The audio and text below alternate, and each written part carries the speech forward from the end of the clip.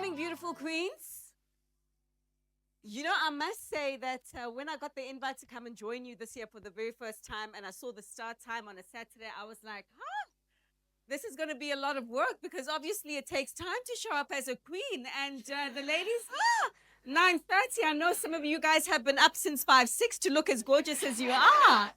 But I must for a job. So basically, you didn't even sleep. And look at you. And look at you. My goodness. So when you woke up like this? She woke up like this. No, fabulous. And thank you so much for actually being so mindful and respectful of the time. Thank you. In fact, it's us who have started a little bit late, but it's fine. We're 30 minutes behind. I'll make sure that somehow we'll catch up. Don't ask me how. You know how we do. We make plans without knowing the actual details at the time, but we do make do. I would, before officially beginning, like to ask you to give a warm shout out, to maybe show some warm love to Queen Kgaugelo, who has been entertaining us with the violin. I mean,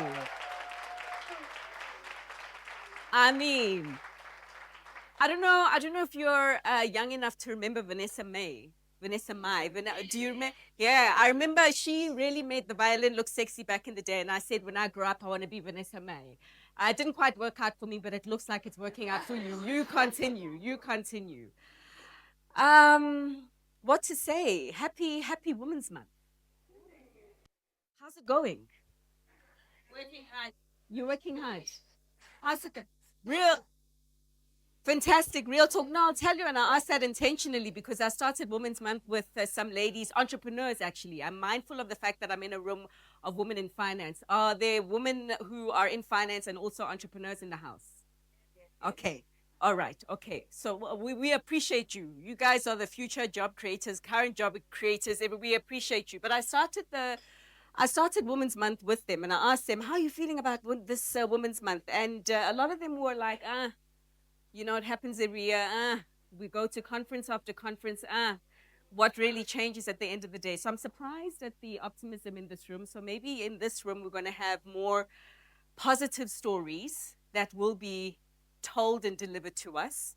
And I hope so. But of course, it's positive stories that need to be amplified because we do know that the picture is still not as it should be. One thing I also wanted to say is that I think that another reason why we were called to start so early, or maybe it's just me who had an issue with the start time, was the fact that, you know, this afternoon,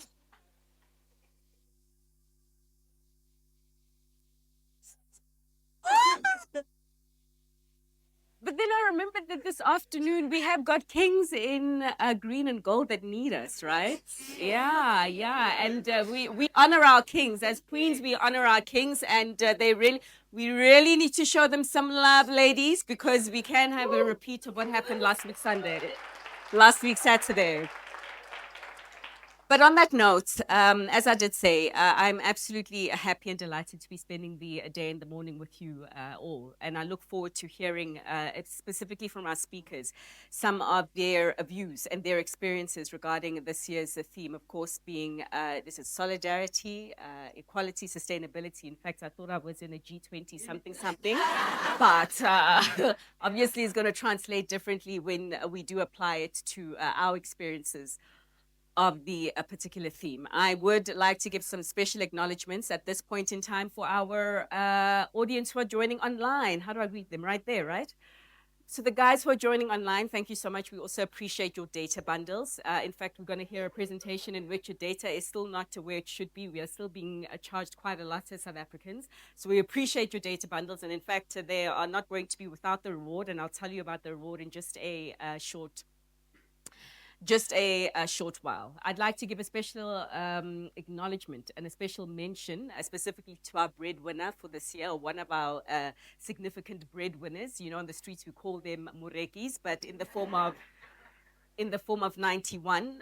We appreciate your sponsorship. I know we're going to be hearing from you in just a short while throughout the program. We appreciate it, and we do look forward to further support. Don't hold back on those pounds. We know you don't bring rands.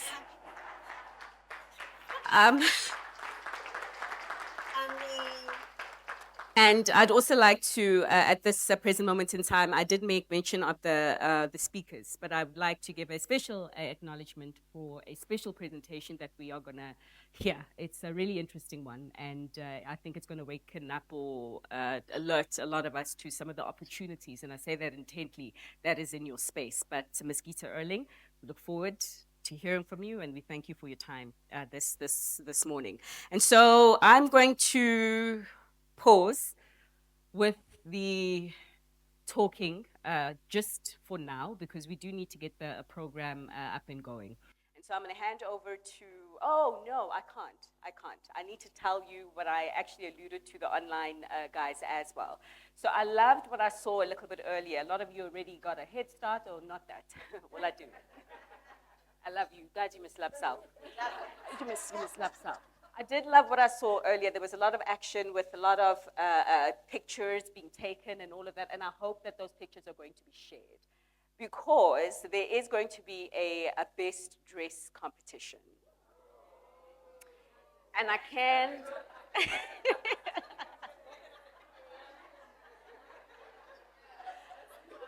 And no. 3 a.m. you would have finished us dead. This is enough. This is enough slaying. But there is going to be a competition for the Queen Slayer we are all queens, but there's only one prize. That's why. For the best dressed. And so if those of you who haven't taken pictures, who haven't shown us what you're about, please, in the coffee breaks and all of that, make sure that you do so, because our judges are going to be perusing the outfits online. So use the hashtag AWIF Summer 2025. They're going to be online, even if it means take selfie. I don't know, do it, but do it discreetly where you are right now. They're going to be looking at the outfits online and also physically in the room. So I'm not even going to tell you who the judges are, but they are there, and they are going to be looking at you, and they have actually been looking at you. So what I'm trying to say is that your efforts this morning to show up correct will not go unnoticed. But I'm also aware that I'm in a room of really smart women. And so there's going to be 2 more prizes for the most thought-provoking question or comment that comes out throughout today. And it's a prize that will be given to those of you who showed up physically, but also a prize that will be extended to the guys online. So to you as well, feel free to join in the conversation in the chat box, the comments, Q&As, we'll see them. Also, feel free to reach out on social media. The hashtag to you is the same, AWIF Summit 2025. If I was joining online, I'd probably be in my PJs right now. So those of you who want to take pictures of what you're wearing, if you're not in your PJs, but maybe your PJs are really fancy, do that. Maybe there'll be a trick or a prize for the best dressed online. We'll see. We'll try to speak with the organizers there. But talking about the organizers, let's get the show on the road. And as you know, AWIF, a part of the broader ABSIP group. And it's only right that we start with a leadership, a voice from leadership representing ABSIP, just to officially set the tone for today. You guys know very well, she's very much passionate and a champion of transformation and women empowerment. She walks the talk, and her passion essentially shines as brightly and as beautifully as her attire today, but she's not allowed to enter the competition by virtue of your position. But please, let's give a warm welcome to your Deputy President at ABSIP, Ms. Nomondezwa. And as she mentioned, I'm standing here representing the National Executive Council of ABSIP in my capacity as the Deputy President. So I will reiterate the welcoming everyone present, looking all beautiful, and those also online. We want to also just welcome the AWIF, which is our ABSIP Women in Focus Committee. They've been tirelessly working for many months putting this together, and I would just like to acknowledge each one of them under the leadership of Umbali. To our guest speakers, we look forward to the engagements and the solutions that we're going to have today. I think as ABSIP, we are past talking about the challenges of women in the industry. We are more targeting solution-based outcomes, and that started a few years ago. Acknowledging all our sponsors, but mainly our main sponsor, 91. We would like to thank the leadership within 91 through Sis Pelisa. Please relay that message to the 91 leadership that we do appreciate the continued partnership and the support you've provided us, not only through the Women in Focus Committee, but broadly for ABSIP as well. We also want to acknowledge some of our partners in the room as well that we're working with this year. We are very strategic in terms of how AWIF shows up and also ABSIP shows up, especially where it relates to gender equality issues.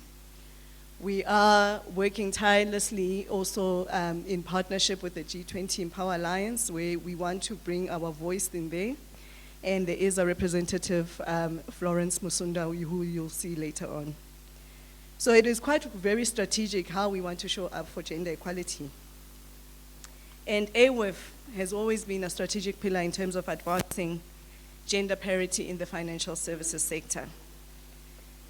Our strategic intent is creating opportunities for especially young women in the financial services sector, not only through mentorship and networking events such as this, but being deliberate about how then do we find tangible outcomes through our academic programs. This is something that we identified a few years ago in terms of having dedicated academic programs that are supported by industry. Because we often felt that for women to advance, there's always an excuse that you're not qualified enough, or you don't have the CFA charter, or you are not board ready, you don't have board readiness skills. So at all tiers of the value chain, whether you're a young woman or an advanced woman, we've been very deliberate about the academic programs that we've supported through our partnerships. And the AWIF committee will detail that later on in terms of how you can participate, not only from a sponsorship, but also in your various corporations. If there is a skill set to be disseminated, how then do you can show up as a corporate? So that has been very intent, and I can proudly say that over the past 3 years, we've supported over 200 women through our academic programs, which is something that, from a tangible outcomes perspective, relates to women in the industry. Going back in terms of the National Executive Council priorities, we are also deliberate around representation in the leadership, where we have a 50% representation of women in our National Executive Council, because we find it is important to have a woman's voice to drive the issues that women face. It's 30 years into democracy, and we are still grappling with issues around meaningful representation of women in the industry. And the emphasis is on meaningful. The numbers are there. Women can get into corporations at junior levels, but in terms of advancing and actually sustaining themselves in senior levels is becoming a challenge. We are seeing that as the NEC, and we are very deliberate about the advocacy work we do in the industry. How we engage with corporates at the leadership level is very important so that we raise the issues that women face. So we are also not afraid to have the hard conversations within corporate SA so that our voice is heard and the issues are challenged. We all know that in terms of also board representation within the JSE is lacking.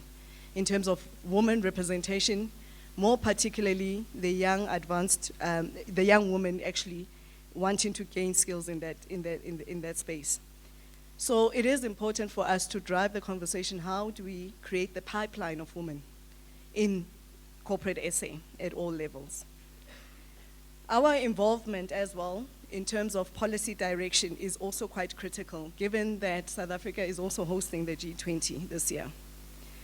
One of the most notable contributions that we've pioneered and actually submitted is the call for policy direction around the DTIC transformation policy. We held a half-day workshop gathering all our stakeholders within the industry, also our sister advocacy groups, in terms of how then do we, as the financial services sector, shape the narrative around the envisioned transformation fund. not only in terms of how capital flows from that transformation fund, but in terms of also the governance structure. Who are those people who are going to be sitting at the seat at the table to make the decisions in terms of the governance around that fund? We also went into detail around the issues that we have around capital allocation and the issuance of credit in traditional structures. How then do we reshape the credit models? We are, as a collective in this room, are smart enough to come up with solutions that can actually support women in that space from a capital flows perspective. We are encouraged that organizations such as the NEF are quite also deliberate in supporting the Transformation Fund, and they are a partner in this respect. And we hope from our policy direction and our inputs that it will be taken into consideration in terms of how do we shape the narrative for South Africa. It is very important, not only in various sectors of the financial services sector, to raise our voice. You look at the asset management industry, how many women asset managers are represented, and where does capital flow in that space? You look at the banking sector as well, the financing from an SME perspective. Where does capital flow? Are we having the right conversations from a leadership perspective? And that's the advocacy work and the policy direction that ABSIP, as the NEC, is aiming to drive. So whilst the challenges are there, but we are also encouraged and celebrate the wins in the industry. Recently, we hosted a fireside chat with the First Rand Group CEO, Ms. Mary Vilagasi, and her nuggets in terms of just being relatable, being part of a group that is quite dynamic, and her being a mother and how she navigates the corporate challenges and also opportunities, gave us hope that there is hope for the young woman coming from a township to actually drive your own personal narrative. So not only are we today, as Fifi mentioned, do we want to talk about the challenges? I think that ship has sailed. But it's in how we network today and find solutions for the way forward. Not only for your own career trajectory, but for the woman. Because from the NEC perspective, this work is work from the heart. I don't think you can do this without having a higher purpose in your life in terms of driving that narrative. Whilst we will not be able to solve all problems in our lifetime, but we can shift the needle slowly, as the theme suggests, so that the future generations can look back to say, we actually cemented something that is more solid for them. So in celebrating 30 years as ABSIP, which actually coincides with the 30 year into democracy, this year we're also quite deliberate about how we want to heighten the conversation on transformation in the financial services sector. We usually host an annual awards ceremony, but this year we said we want to be deliberate about bringing all stakeholders in the room, hosting a 2-day financial services summit, which will come later this year in November, prior to the awards. Why it's critical for us to host the 2-day summit? We realized we've been speaking in silos. Government has been on its own trajectory. Financial services sector has been in its own trajectory.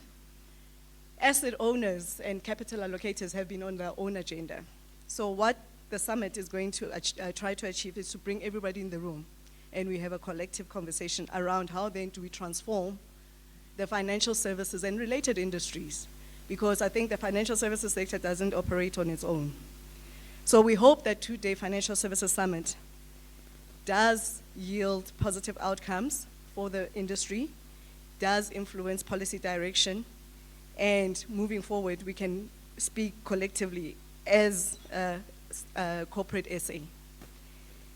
So with that, I'm not going to waste too much time, but I felt that we just need to give you where we are directionally in terms of the NEC from a strategic perspective. The agenda for the gender parity agenda will never go away in our space.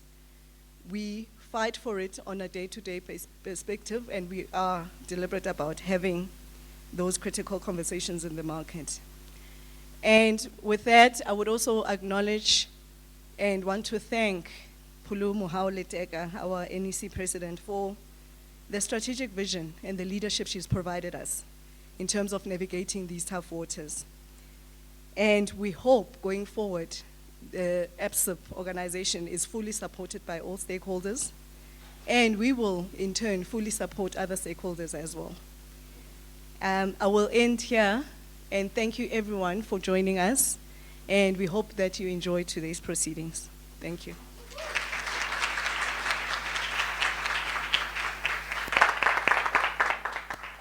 Okay, thanks so much, DP. Absolutely nothing that you said was a waste of time. It was informative, it was enlightening, it was matter of fact. We look forward to the innovation around the summit, but we still want the gala dinner. I mean, you know, I feel like that's like, that is our key event in the Black financial professionals agenda for the year. Please, thank you. And so, jokes aside, you spoke about representation on the JC with regards to women. And how many people know what that looks like right now? Because we say it all the time that it's not high enough. How many people know? Yes, ma'am. 5%. Okay, 5%. What are you looking at specifically? CEO, CFO? Okay. Yeah, yeah. That's okay. I think if we look at that portfolio specifically, I can agree. I mean, I think we all know the CEOs, the women of color in our mind that are listed on the JC. So the reason I ask is because there was some work done, you know, with Women's Month. What's so fascinating for us as journalists is that the content just creates itself. We thank you, all of you, for the research that you actually put forward in this space in trying to move the dial.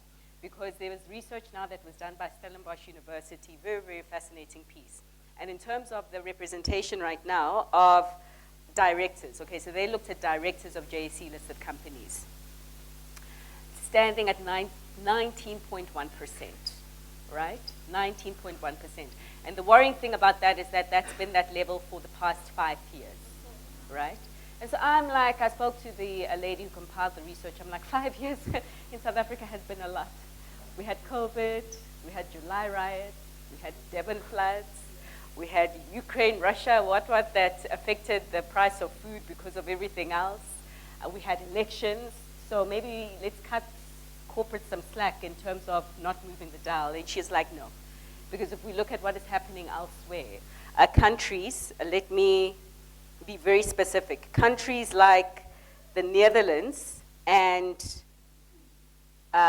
Finland, of course, always noted. But one thing that actually stood out, countries like the Netherlands and Belgium, currently sitting at 33%. And you know that that's considered as parity globally, although she was arguing that maybe we should say 40%. Guess who's sitting at 40% in terms of directorships of women on exchanges? France, right? Guess who's also doing well as an exchange in terms of how they've also been able to do it? The FTSE 100, so kind of, you know, cousins, as it were. So the UK is actually doing pretty well, but we'll get into the details and all of that as it unfolds, because I'm taking your say now. It's time for you to speak, right? Yeah, I'm saying, you're gonna use your time. So a lady who definitely an advocate also of empowerment and progress and change. Her and her team, I'm told some left at 2, some left at 4 to make, my king. How are you, sir? I didn't honor you, I didn't see you. Thank you, sir. Okay, thank you, sir. Thank you, sir. Behind every strong woman, there's a, thank you, sir. Thank you, sir. Yeah, but her and her team worked really, really hard to put this all together, and I think that you guys should give yourselves a pat on the back and a big applause because it's fantastic. But let's hear from her as well, because she's prepared some wonderful remarks that are probably even more wonderful than she looks today. Miss Mbali Pejaulema. Did I say it right? Pejaulema, and she's your chairperson at AWIF.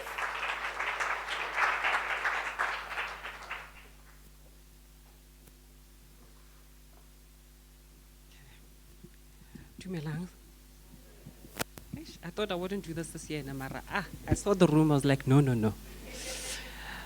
So when I say it in a native language, you must respond in the language itself. Ne? Yeah. So Sanbonan. Dumelang. Ahe. Ominchani. Absheni. Yeah. Dimachoroni. Niramini. I know that's where we start getting data bundles. That's like, why did you just say now? Lochani. Goeiemorgen.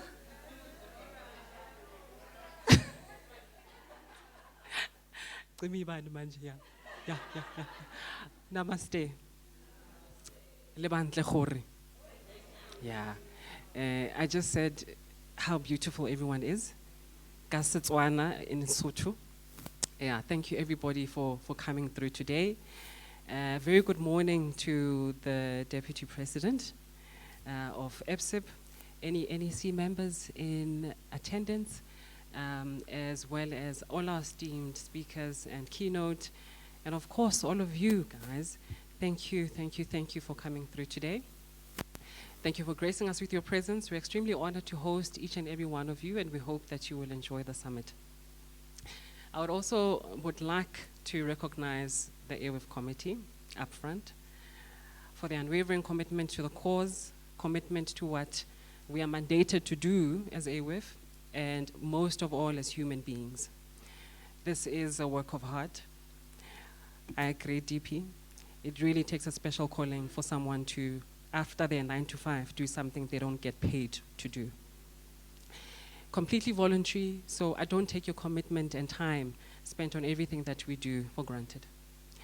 Putting this together, the summit was exactly that. When I think of the authentic leadership, not born out of a position of authority, the kind that wrestles with the plight of women, the kind that goes out there and devises plans, puts together empowerment, leadership, learning and development programs, wellness seminars, coaching sessions for up-and-coming young talent, knocks on countless doors asking for money, to progress the cause, even though they each have their 9 to 5 lives, their dreams, their aspirations, their families. I'm talking about the AWIF committee. Therefore, to each one of you, and as I say your name, please just wave. Kanyisa. Nobukosi. Yumna. Lumka. Tuli. Rahma in absentia. She's writing today, but I know she's online. Thank you, sis. Nabila. Joanna. Christine. Yeah. And of course, our honorary and advisory member, Faye. I think I didn't leave anyone. Yeah, I don't want them to look at me funny after. Thank you. It really is such a privilege to lead, and most of all, to be led by each and every one of you. I'm truly honored by your humility, your empathy, and your relentless spirit. You truly are the glue that holds AWIF together. To everyone here, I hope you receive everything we put into the summit. It is really all heart-led and extremely heartfelt. Taking a walk down memory lane, back in 1997, with the creation of the BE Commission, when an important milestone was about to be reached, which involved the finalization of our sector charters, and fueled by the need to implement across all sectors, obviously where targets were set, especially around employment equity and skills development.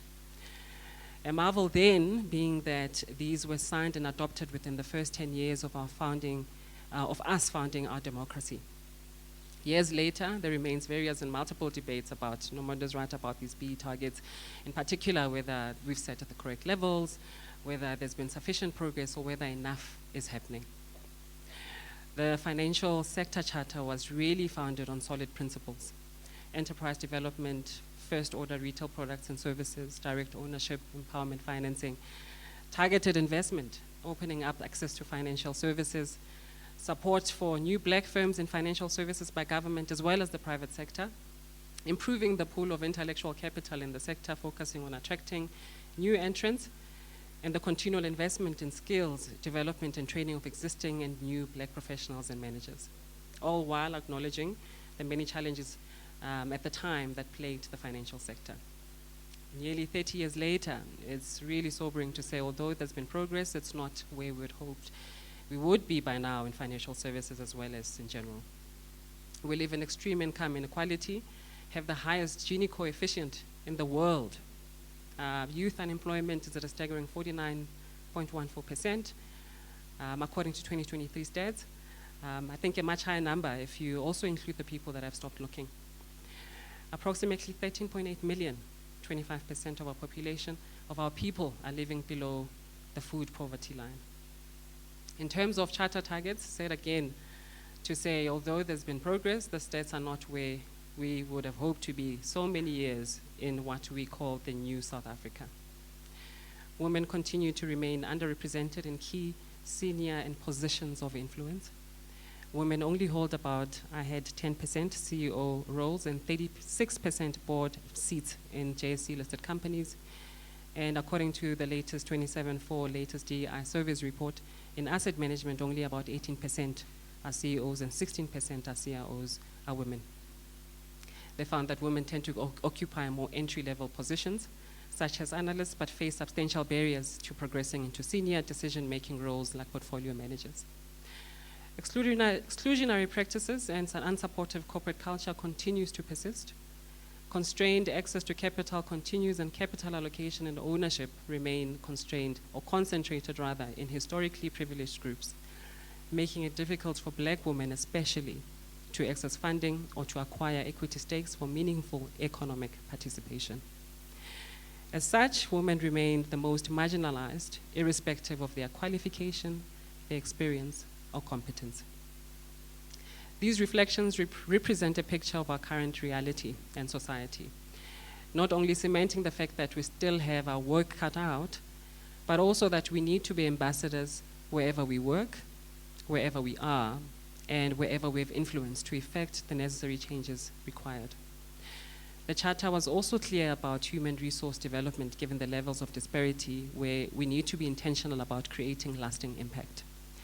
In particular, for AWIF, this comes in the form of our sponsored strategic collaborations to drive scalable impact through our educational programs offering.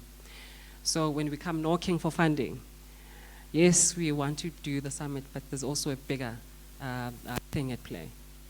The end game is to ensure that we have a pipeline of competent, high-quality candidates that when these opportunities become available, we not only step in, but will lift as they rise because they know how hard it was to get where they are.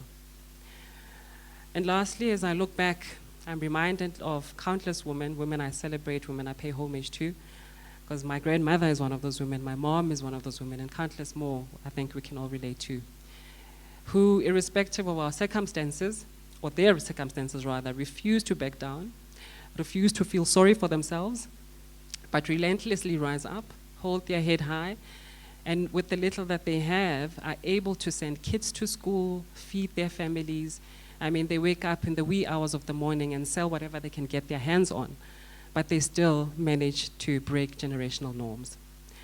I would hope that at the end of today, we get implementable measures, feasible actions, and or workable solutions that will get us to desired levels in terms of financial inclusion, more especially for these women that I've just spoken about, who still do so much with the little they have. Imagine what they can do if they had more. Let's be intentional about creating the critical mass in spaces and places where we can effect the changes we seek, real, lasting, and sustainable change. And I close with this, and I think a few people will pick it up.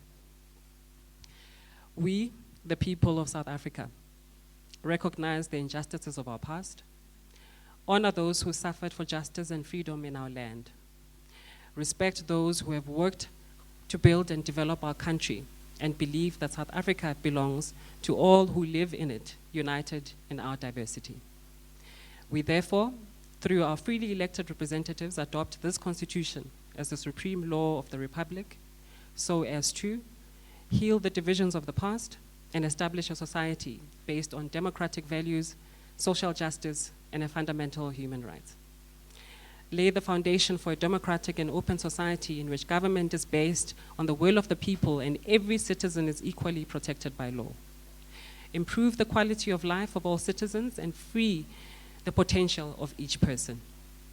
And build a united and democratic South Africa able to take its rightful place as a sovereign state in the family of nations.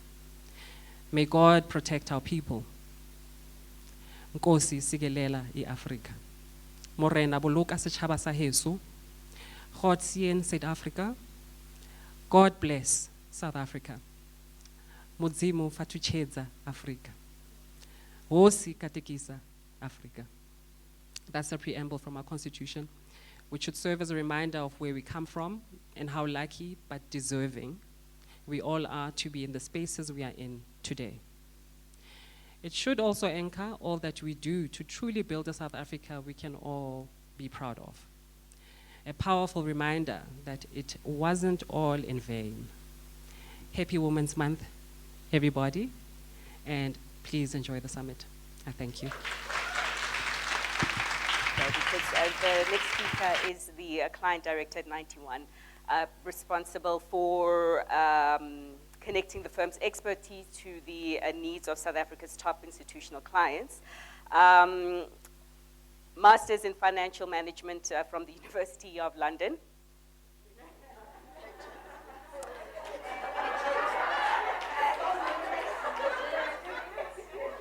And also a proud fellow of the Institute of Executives in South Africa. And as she does come up, I would like to ask you just to pay attention to the screen for the video ahead of Ms. Pelisa Ngoyama's brief presentation. Thank you.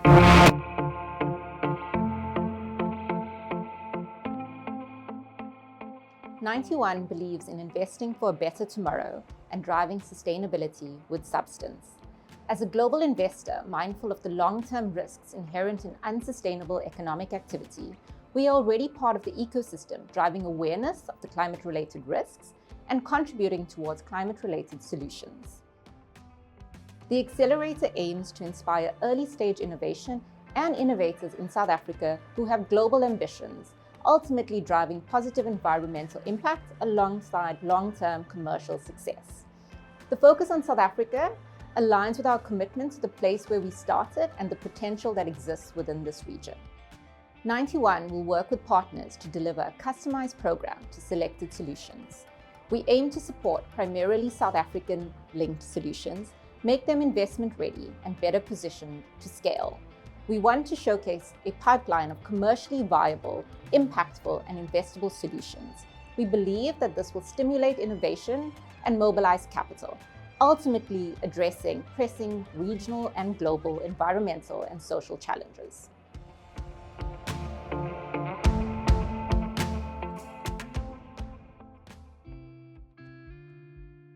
All right, the business is called Samanjalo, which means we stand firm and we continue standing. So what we do as an organization, we take the coal waste or waste from material that is everywhere around Mpumalanga, and we convert that into usable products, environmentally friendly products. When I hear my guys talking about the mountains, the ash mountains, which initially they never thought, what are they? And then they are able to say, we are making a difference because we are taking that and we're putting it into a product. To me, that's mission accomplished. So it's big in the just transition, simply because this is a mining town. So if you're not dealing with the waste that comes out of such a town, you are basically just, you're closing the doors. So what we do with the circularity is just to make sure that economy still grows, people have got employment, and meaningfully so. And more than anything, they also understand the impact that they have in the environment.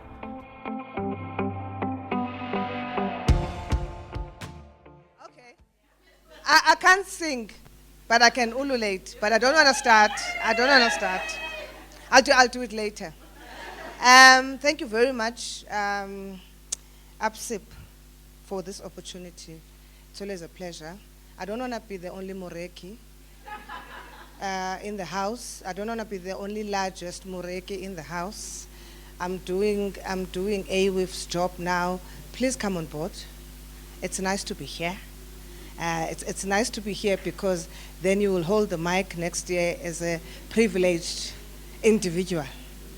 My name is Peli Sangonyama. I'm a representative of 91. I have my 91 team here. I've got Lumka over there, you know her. I've got Chipiri over there. I'm going to tell you a little story. And then I've got Lerato. Who else is here? Yes, so when the credit team was looking for an infrastructure specialist, I said to them, I'm giving you 2 conditions. One, I need a South African. 2, or African. 2, it has to be a woman. Otherwise, we can wait. So the result is over there.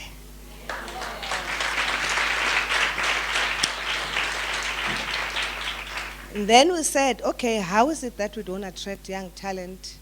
And we realized that actually the front of our recruitment is a white male. And I'm like, we can't. We need to attract and be attractive. And we need people that we can relate to. And that's why we ended up with the lady over there. And then in our team, I said, guys, I started here, it's only men, white men. And I say for the next couple of years, I am not going to allow you to bring anyone new in our team, except if it's an African female, Lumka over there. When I joined 91 11 years ago, when they approached me, I was headhunted. When they said, okay, come join Investec, I was like, you guys, I don't like you, number 1. Number 2, there's only one black person there, Thabo Khoja. So I haven't seen in the industry anyone that comes from 91. And I'm not sure because I come from the Blue House. We were transforming, the journey was good. So I was not interested in going to start afresh. But something in me said, actually, you know what? They need someone who's going to tell them exactly what to do and how to do it. I joined 91. The picture we have at 91 today is totally different from the picture we had 11 years ago. The intentionality, the targets, the plan, and I said, we're not doing a numbers game. I'll rather have 2 females in this organization. If they have decision-making powers, if they have a seat on the table, I'm fine with 2. I don't want 20 of them where they can't go anywhere. We don't have a plan for them. I don't have a seat on the table at 91, even though other people will think otherwise. I have a camp chair. So I take my chair, I put it here, and when I'm done, I fold it, I hold it, and I'm like, okay, now I'm going to join that table. And then I'm going to put it there. But what is nice about having it that way is that they kind of like know that that camp chair, once I'm putting it down, I'm going to have an impact over there. And then once I'm done there, I'll take my camp chair somewhere else. I'm intentional about it. I'm intentional about mentorship. I'm intentional about a lot of things. But it is not a numbers game. We can have all the numbers, but how are we impactful? How are we making change? How are we making livable spaces? I was here when ABSIP started, but not in the industry as yet. I'm giving away my age. I've been in the industry for 26 years.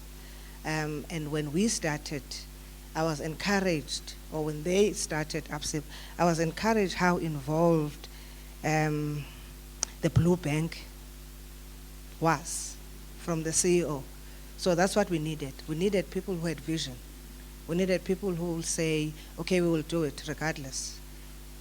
20 years ago, this room would have been different for ABSIP. So we celebrate 30 years. We celebrate 33 years or so at Investec. or 91. We used to be Investec Asset Management when I joined. I will not do justice today. You know, you fly videos and it's all pictures and it's different people and you forget about the video. Now we decided today that we're going to bring that video in the room. So we've got Prudence, stand over there. CEO of Samanjalo, the video you just witnessed here. She's from Mpumalanga.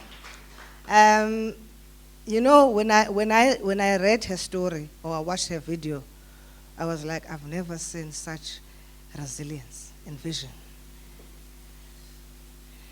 Allow me to tell the story, but I'm only going to two sentences. She applies at university. I think we all know the story. She applies at university, she gets rejected, and she keeps quiet. She decides, okay, I'm going to go from Mpumalanga to Rhodes by bus, and I'm going to sort myself out. Resilience, resilience, resilience. But what is nice about the story is that even the mother knew that she was not accepted, but she kept quiet. And she allowed her to travel all the way to the Eastern Cape to look for something that was not there, or that they thought was not there. And you know what made them accept her? Is the resilience and the fact that she said, I'm supposed to be here. Now she's here.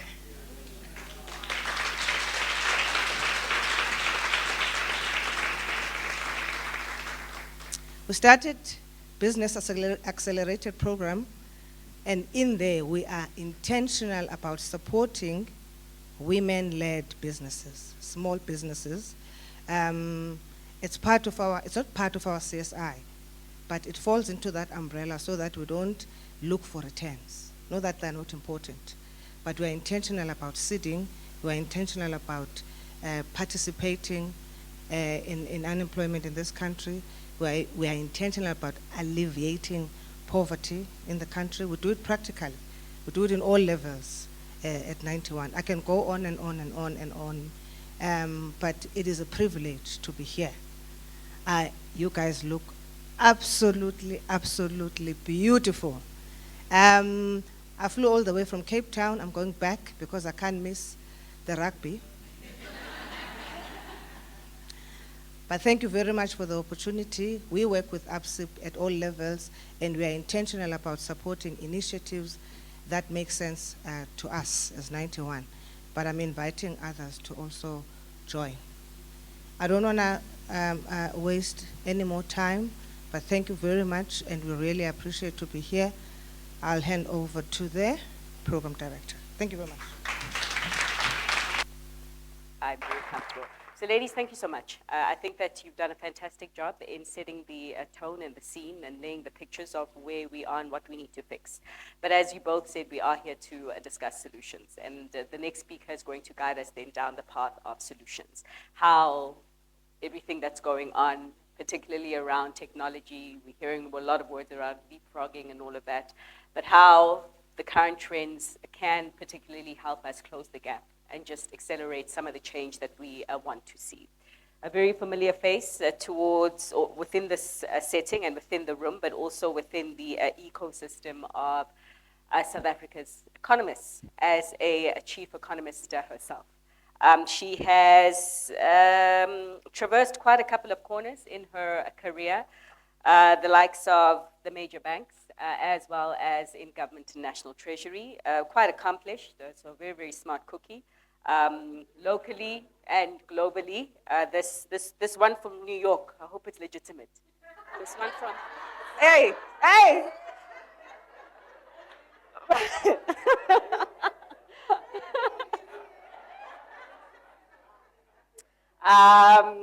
Thanks for taking that. But as I said, very familiar and most known to most people in this room, but for the sake of a protocol, let me welcome to you to give us the macroeconomic outlook, the chief economist of Alex Forbes, Ms. Mpho Mulupiane. Thank you, Ms. Good morning, good morning. Can I just say, ladies, spring has sprung. Spring Hesprong, you look so beautiful. Some of us clearly didn't, get the memo because we're still in stockings. We can no longer hide behind stockings now. We need to go wax our legs, Spring Hesprong. But you look so beautiful. Can you please give yourself a round of applause? You look absolutely stunning. You look absolutely stunning. Women's Month, it's a very special month because, we get caught up in this red race. And it's very important for us to pause and reflect and just appreciate the strides that we have made since the historic 1956 march, right? What the women demonstrated by taking to the streets and marching is that empowerment is not given, but it is taken. And over the years, we have seen various legislation being passed. If you think about the Employment Equity Act, there have been concerted efforts to try and have greater inclusion of women in the workforce.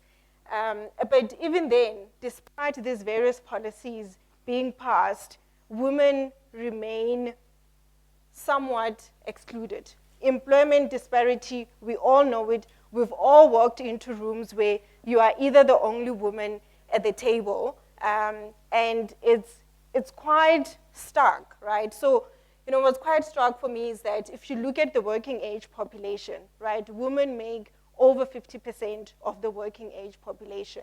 But when you then look at the labor force participation rate, it's much lower for women than it is for men. We need to ask ourselves these questions, despite women making up a larger portion of the working age population, why is it that only a few of them participate in the labor force, right? And I think what's even more striking is that those that do participate in the labor force face fewer employment opportunities. And the unemployment rate of women tends to be a lot higher than that of men. And this cannot be explained by educational levels. Yes, graduates tend to have a much lower unemployment rate than, those that have very little to no education at all, right? But even at a graduate level, we see that female graduates do face a much higher unemployment rate than they do for men. I think for me, we also see this disparity across sectors. And what we then tend to see is that women tend to be employed in industries that are low paying. And I think for me, these are the key challenges, especially when we talk about issues of financial empowerment, right? Because if we are concentrated in industries that are low paying, that has a direct impact on wealth creation, on wealth accumulation, as well as retirement security, which I'll get into just now. We all know the story. We've been talking about it here, that there remains underrepresentation in decision-making positions. And we see it here. Data from CISA, not made-up stats, data from CISA. It shows that women only occupy about 33% of managerial positions, right? And these are the stats that Fifi was talking about earlier, that it's a PwC 2024 report, which shows us that only 7% of CEOs in the country are female, and only 18% are CFOs, right? And remember that we make up over 50% of the working age population.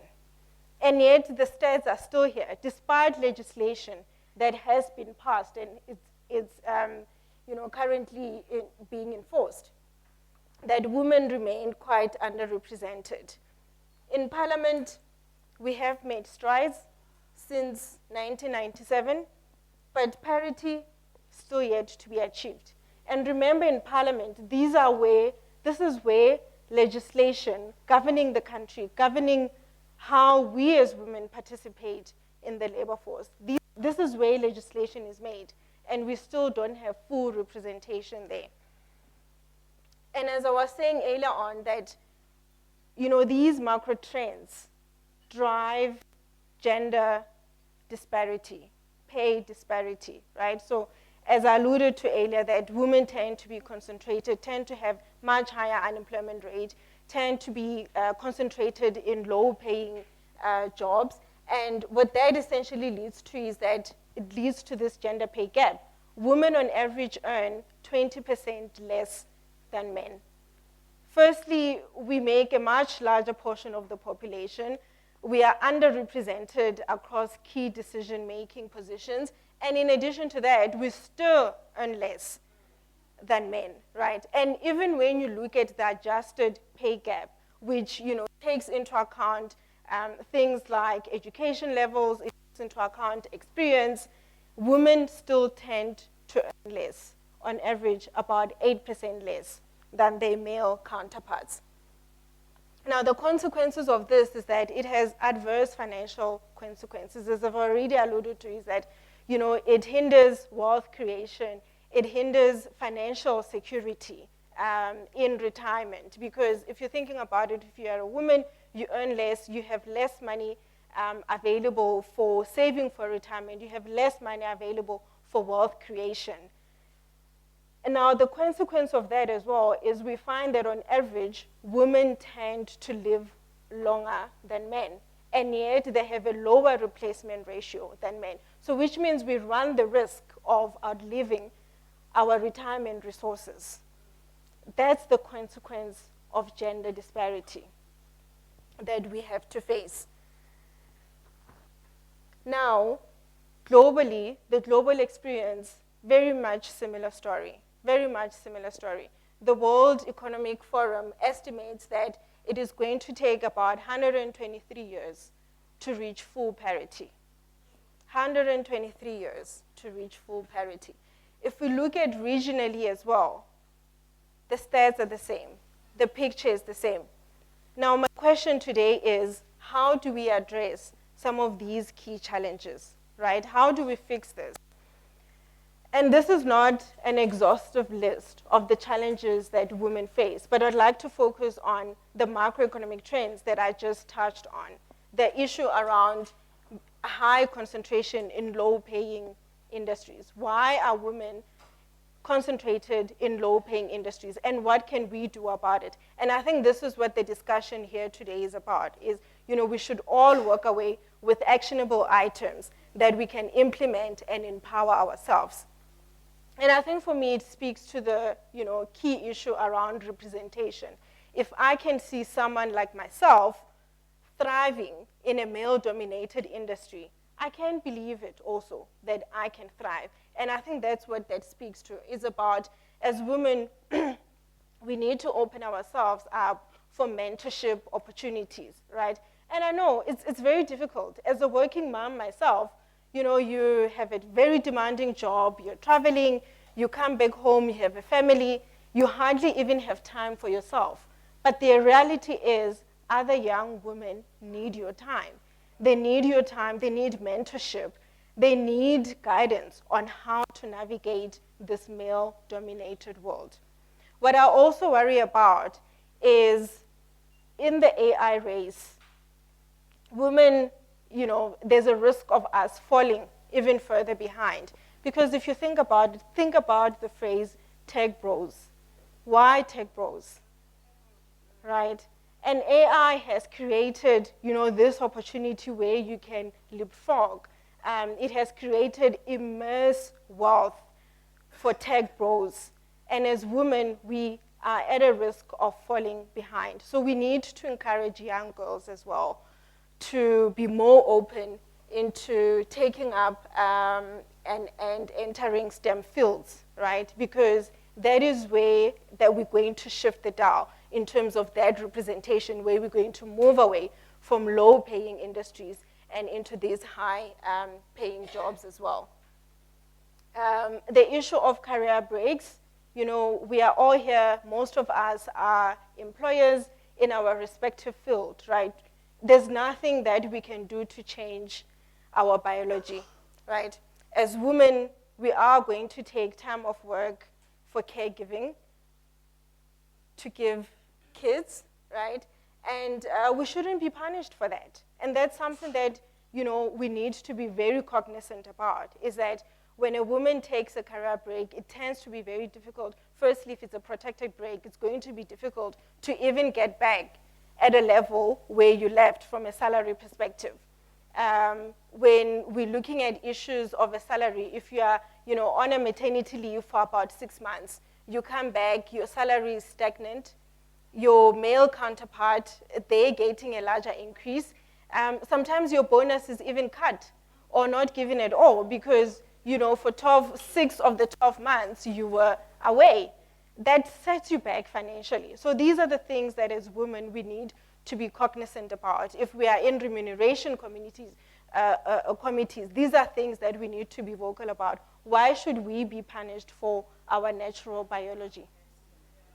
Right? So these are the things that we need to be cognizant about and very alert and live to. And I think the last thing also is around societal and cultural norms. As I alluded to earlier, is that as a working woman, it can be very difficult. Can be very difficult to manage a thriving career, to manage your family. But we also need to be cognizant that we are adults, we have agency, you don't have to live up to anybody's expectations. Nobody's expectations, you only live up to your own expectations. And what those expectations are, you need to set them for yourself. For me, I always say that I'm not a superwoman. I can't do everything. There's some things that I need to outsource. When I left this morning, my 4-year-old was unfortunately crying. Hey, baby girl, daddy's here with you today. Daddy's here with you today. And auntie's also here with you today. You'll be fine, You'll be fine. And I take comfort in knowing that, she is going to grow up seeing her mom thriving in an industry that is male-dominated. And she will also know that I can do this.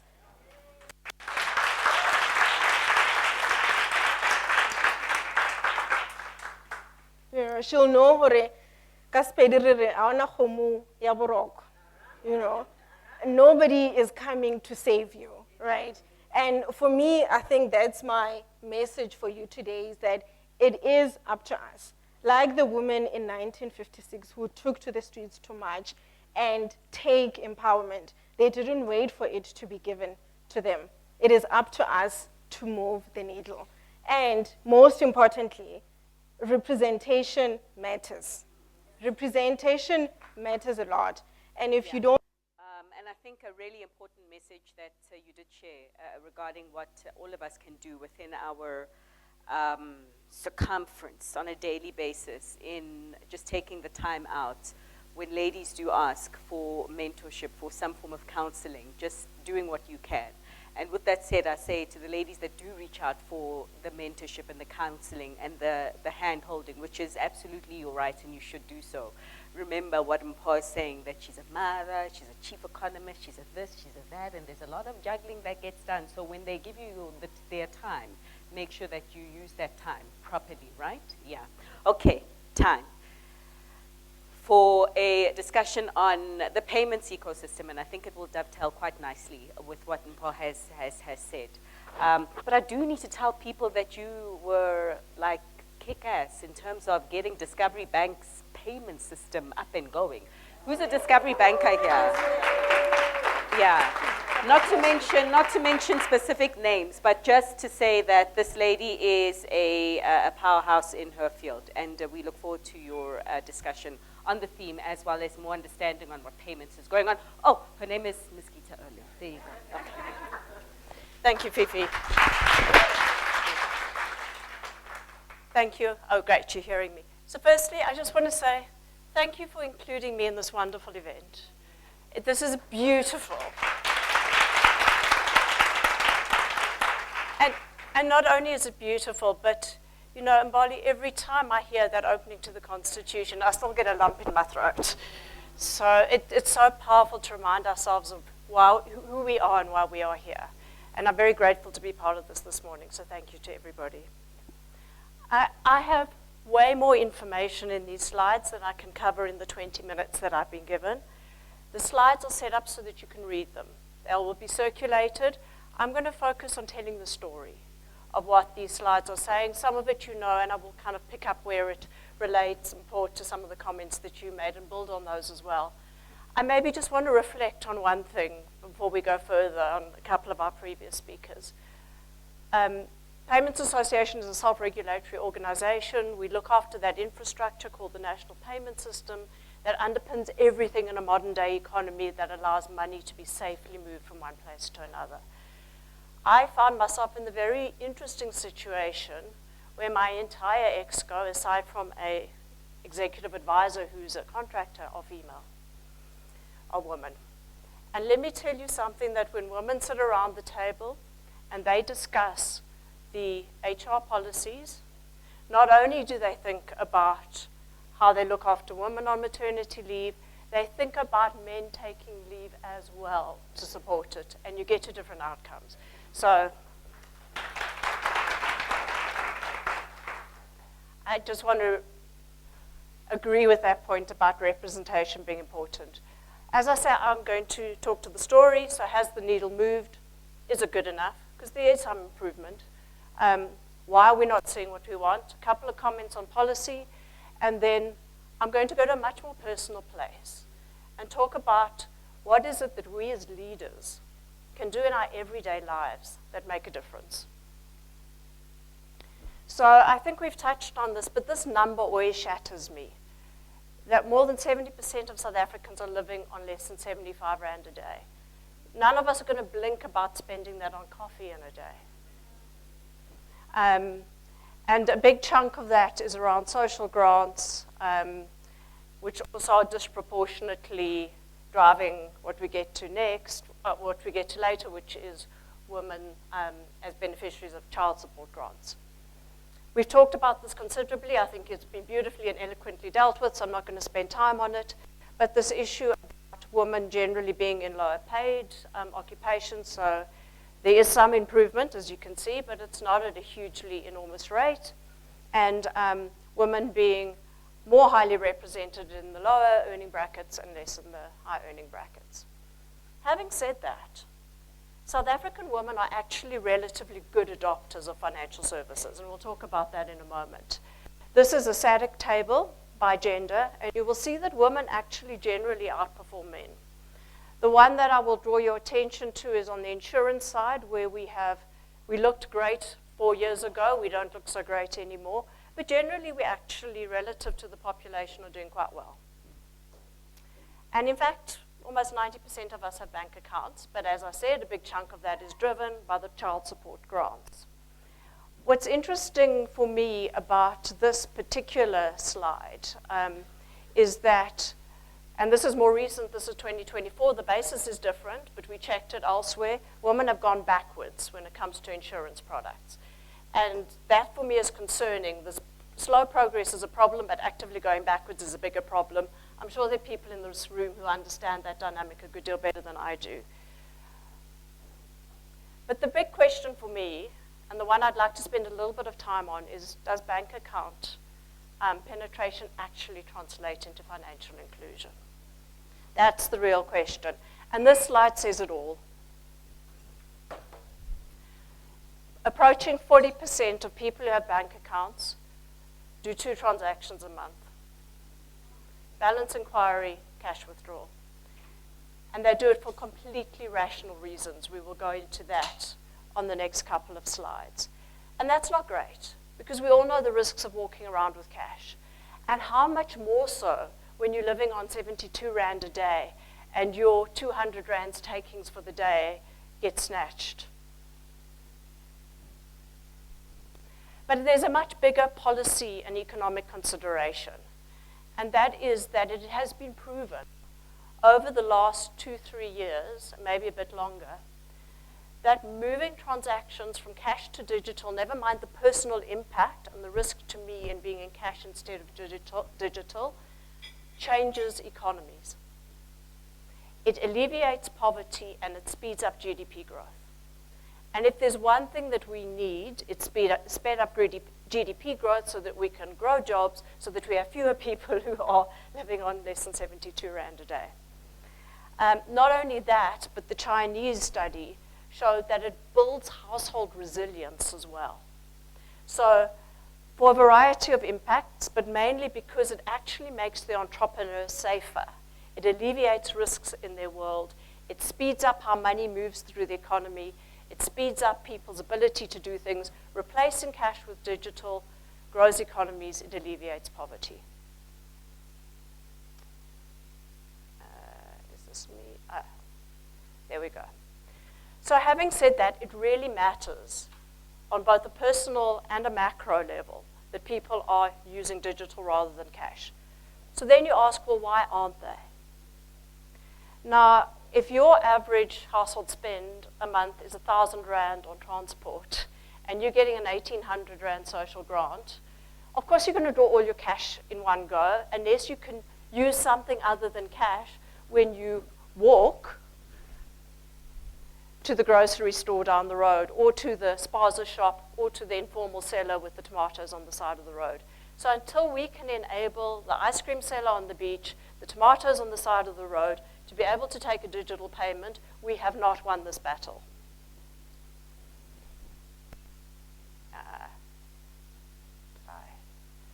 And the picture is actually very stark when you look at it at a business level. So there are about 3 million informal businesses that do not have the ability to take anything other than cash. And let me tell you, this picture has dramatically improved over the last few years. So we're starting to see real penetration into smaller and more informal vendors of things like, oh, I can just plug in, I'm not meant to name names, but you already named Discovery, whether the Corco or the Yoko device. I can tap on glass. I can get a pay-shop payment paid to my cell phone number, which is probably the bigger driver of this conversation.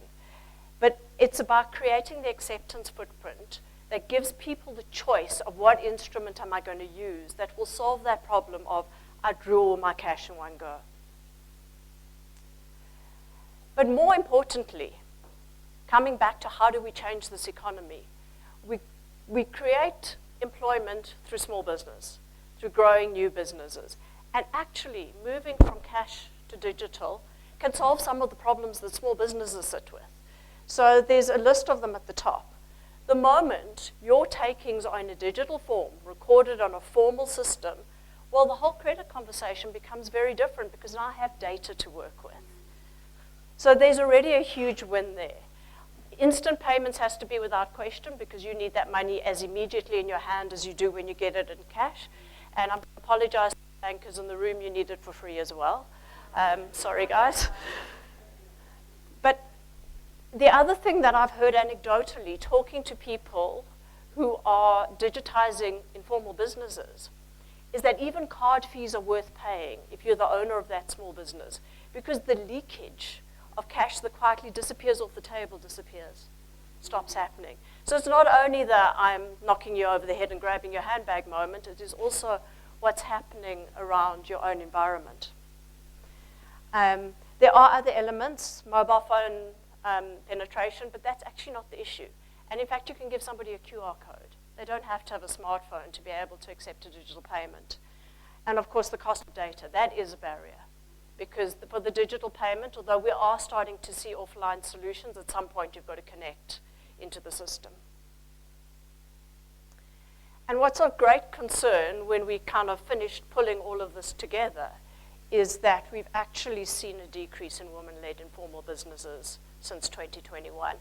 And reading the stats, reading some of the reports, we're actually seeing more women-owned business closing down than starting up.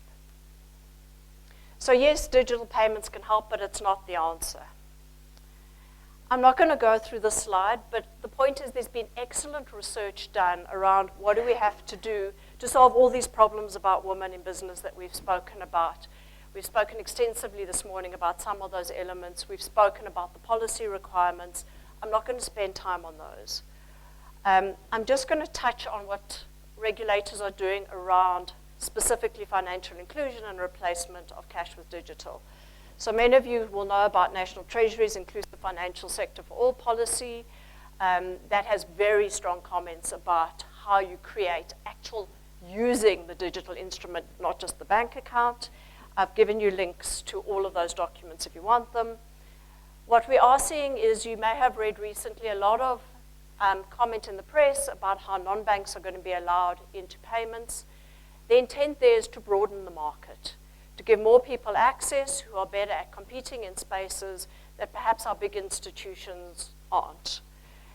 And even more interesting, if you really want to dive into it, is central banks are starting to play a different role. So a lot of the criticism of the Reserve Bank has been, are you growing the economy, or it's an enormously political conversation. This is the one place where central banks can grow the economy, is through their involvement in payment systems. And we are actually seeing central banks in places like Brazil, and now increasingly in South Africa, with the Reserve Bank buying 50% of BankServe, started to actually play in providing the services themselves. And the rationale is sound. It says, I can't expect the private sector to spend hundreds of millions or billions building systems that they can't recover the costs of. Because back to my earlier point, if it's not as free in the hands of the payer as cash, forget it. Because you have to mention AI in a keynote speech, here is my AI slide. But actually, well, what I did is I said to Copilot, because for me the real point here is that leading change is a series of moments. We all know how it goes, when we're all very well versed in putting together the new strategic direction, the new policy direction, the values discussion, the ethics discussion, and we have everyone together and we have the big change management. And then everybody goes back to their desks and they think, well, if I put my head down for 2 years' time, there'll be a new one and I can just ignore this, it will all go away. Real change, and I've spent my career changing how organizations behave, comes from a series of moments. It's well thought out, grabbing that opportunity when you see it and exploiting it to the maximum to truly change how people behave and how they think.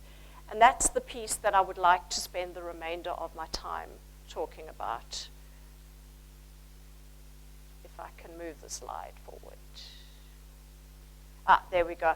So I have tried to sort it by solidarity, equality, and sustainability. But what I've done is I've said, when I think through my working life, both for me and for the people around me, what are the moments that made a difference? And actually, one of the biggest and hardest ones is so often, and I play in the industry space, so I see all the young up-and-coming women. When you see that woman do that thing that everybody's talking about outside of the room, and nobody's saying to her, are you having that conversation? And are you having that conversation in a gentle, encouraging, non-judgmental way that she's actually hearing you? Because I think some of the biggest pivot points have come there, and it applies to men as well. I think one of the biggest impacts I've had in my career is when I said to a huge guy with a booming voice, have you thought about playing with talking softly? It changed the trajectory of his career. Those moments when you find them are so precious. Please don't ignore them and think very carefully about how do you present them in a way that's meaningful. The other one is, and this is for me part of playing it forward.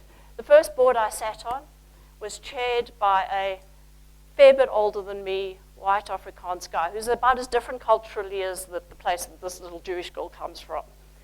And it was an all-male board. And when I said something and everybody cheerfully ignored me and trotted along, he would say, stop, hang on, Dieter's got a point. I try to do that every time I see it. Did you hear what Fifi said? As Fifi was saying, not my idea, the moment you have the platform where your voice is heard, you have the duty to say, as Fifi was saying. Do I give my people a voice and a platform? You'll notice this when you look at this presentation, I acknowledge Jason and Kanye who put it together. I can't claim credit. This is my slide, the rest is, the economic work is largely theirs.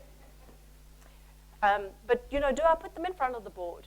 Do I give them the chance to earn a few of their own scars? That's the hardest thing for me as a leader, is am I brave enough to put someone where I know it's they're going to take some hard questions and let them get a few things wrong and let them earn a few scars. And then do I look after myself as a leader? Now, don't underestimate the importance of this one. I knew I had something to say today, but I couldn't work out what it was. And on Thursday night, I went to the symphony concert, and I lost myself in the music, and on Friday morning, I woke up and the slide was in my head. Are you giving yourself the space? Are you going for the run where you clear your mind and you think of, how is it I'm going to raise that issue in a way that's non-threatening and constructive? Looking after yourself, we touched on it, is probably a big, if you can't lead, you can't help out. If you can't look after yourself, you can't look after others. Then more practical ones.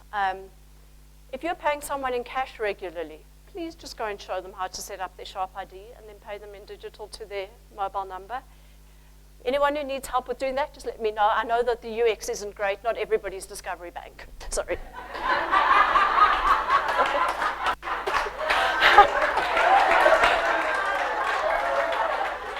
Please. So guys, I play a quasi-regulatory role. I'm not allowed to prefer one party after another. You didn't hear me say that. You know, advocating for policies and practices, I think we've spoken about a lot. I'm not going to spend time on.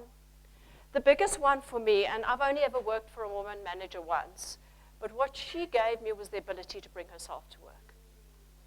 She was just down to earth. There were some days where she'd had a rough night with a kid and she just looked like she'd had a rough night with her kid. And she was just who she was. And I suddenly thought, I don't have to look like this corporate animal if I'm adding value to the conversation. It's such a powerful thing, that. Couple of comments on sustainability. Are we deliberately routing some of our spend to small businesses?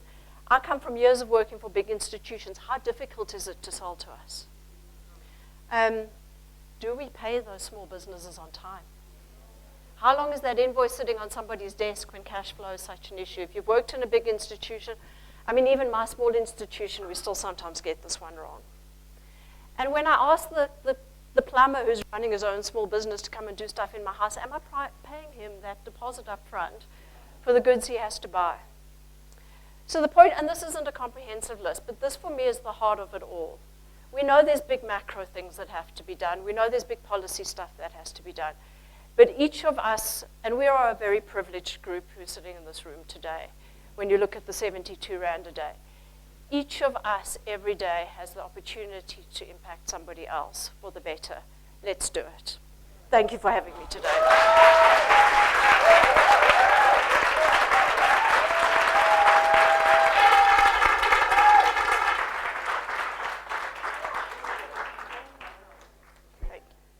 It's been a privilege to have you in the room, and please can we just have a few more moments with you on stage, and maybe Mpa as well, if you want to come through.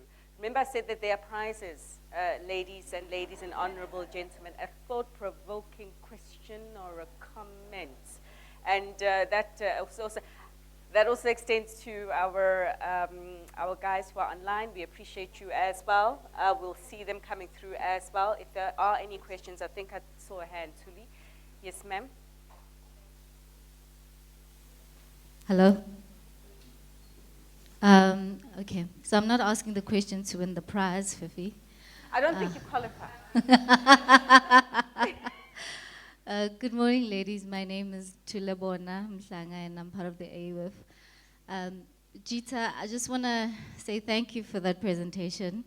My nail technician is in Tembisa, and she recently got a Capitec instant payment, whatever, and I normally add like 10% or 30% just for those charges.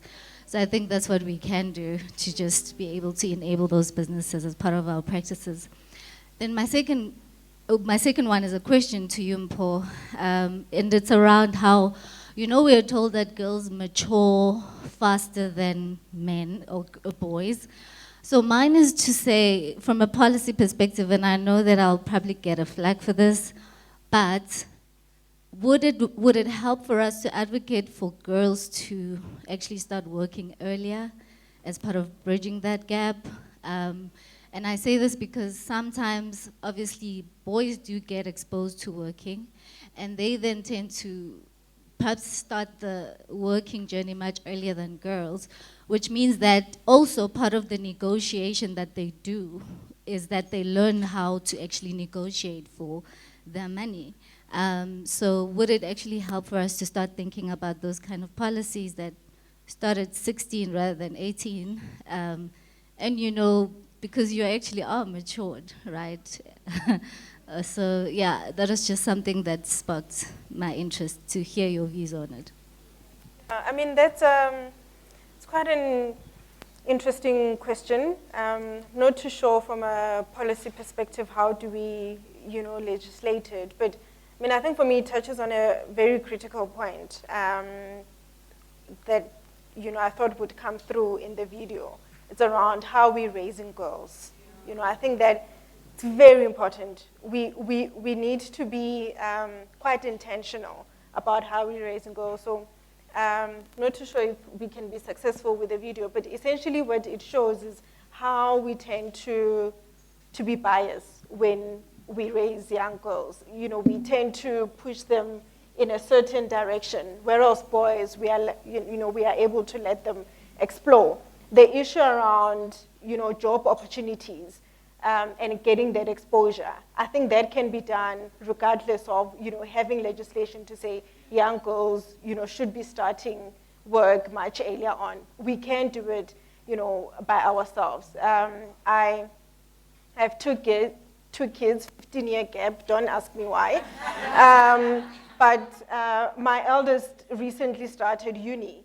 And one of the things I did was I asked the people in my team, in the broader investment team, to say, you know, she's still figuring it out. And, you know, I remember myself when I had to go to uni and choose, like, you're just out of matric. Like, it's so overwhelming. There's so many opportunities. There's so many things to choose from. You thought you wanted to be a doctor only to discover you're scared of blood. And you're like, okay, so now what do I choose, right? But, you know, just exposing young girls also to people within your network, it's so impactful. And also making yourself available to say, you know, I know Kanye, she has a young sister or she has a little one who is interested in investments or is interested in ecos or whatever. Can she come job shadow you for, you know, a day, a week during school holidays? And I think that's what we can do to move the needle for young girls. Oh, okay. I did see you. I did see you. Can I come here and then I'll come to you, ma'am? The honorable gent. Yes, sir. So sorry. I hope I don't get punished for the question. My name is ABSIP from Nedbank. I just want to ask, and my question I hope does not get me in trouble. In a world where potentially men are incredibly supportive of women, what are the top 3 things that you would say men would need to do today to make women's lives better? Right now, the top 3 things, from a business perspective, from whatever the case might be, what are the top 3 stuff that today men would need to do?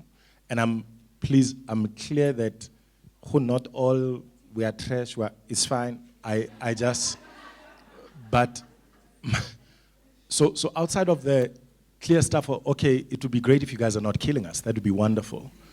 But what are those stuff that, is it us stepping out of the way, potentially? You mentioned the amplification of questions and that, but what are those things that if I was an envoy from this room to other guys, that we would be asked, if you could do these 3 things, we would be in a better space? Well, from my own perspective, I learned my technical skills from men in the workplace. Because payments is a technical space. And when I sit back and I think about the 3 men who probably taught me almost everything I know in this space, they did it as just part of their playing it forward. So for me, that's a huge one. You've talked about the amplifying voices. The other one, which we haven't touched on, and it's quite difficult to talk about, but I feel is a reality, is I've walked into so many organizations where there are those closed groups. And that closed group might be the boys who are, or the bros who are doing the mountain biking together on a Saturday morning, or they're together on the golf course. And, you know, it's just natural when we're together, we happen to talk about a bit of work. And, you know, we get our minds aligned and we know, they're there, they're thinking the same thing. If you're not part of that conversation, you're not part of that thinking the same thing. You're not part of the one of us. You're not part of the, oh, they've got the right gravitas kind of conversation. So I think there's a huge need for awareness of the way in which power is centralized. And women generally, in my experience, are not comfortable about talking about power. We're not comfortable about talking about proximity to power. We're not comfortable of talking about wielding it. Men almost take it for granted often. Think about how it is that that conversation in the pub where there were no women invited because they all went home because of the kids, or because you were doing a 50K mountain bike ride at a rate that hardly any of the women were going to keep up with on a Saturday morning, or whatever it was you were doing. What is it you are doing that you are excluding the women around you, and what meaningful conversations are happening there? So in fact, for me, the biggest thing that I've done as a CEO is break the power of that closed circle.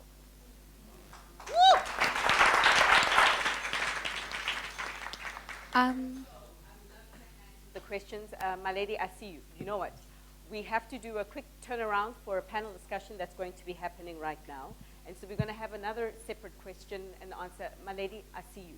We're going to have another separate, please, hold me account, a question and answer session just to try and make up time. We know that flights need to be caught and all of that. And if you just allow me to put pause on this right now, thank you so much. Thank you. We are supposed to take a break now, but I would encourage us for the purpose of time, just it's a leg stretch. If you need to use the bathrooms, they're down the road, immediate short left. It's also an opportunity for you to be seen, so make sure when you walk with a present. And yeah, grab a quick coffee or so. So let's say it's 10 minutes okay. Is 10 minutes, is that fine? 5 minutes, is 5 minutes okay? 5 minutes, okay, let's do our best. Okay, thank you.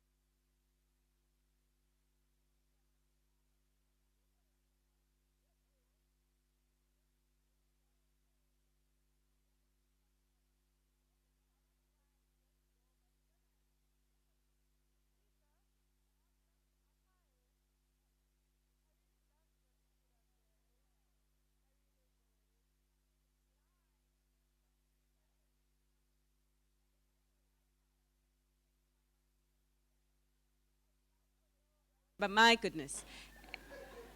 Anyway, it's fine. Okay, so I'm going to quickly hand over the mic right now to our wonderful moderator who is going to be facilitating this next section, a fellow member of the EXCO as well, wonderfully dressed. I'm going to keep the words, yes, ne? Yes, absolutely. Words very short, but Muslimka, I'd like to hand over to you to introduce your speakers and introduce your discussion.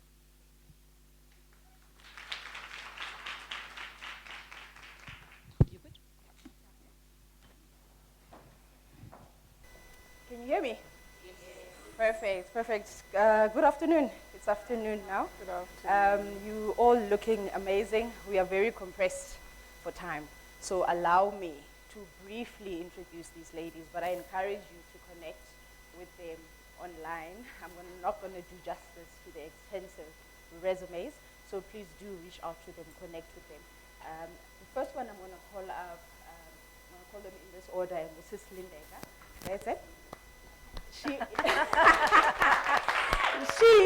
the head of strategic relationships at the Standard Bank Group. I found out last night that Umsuthu. Thank you so much.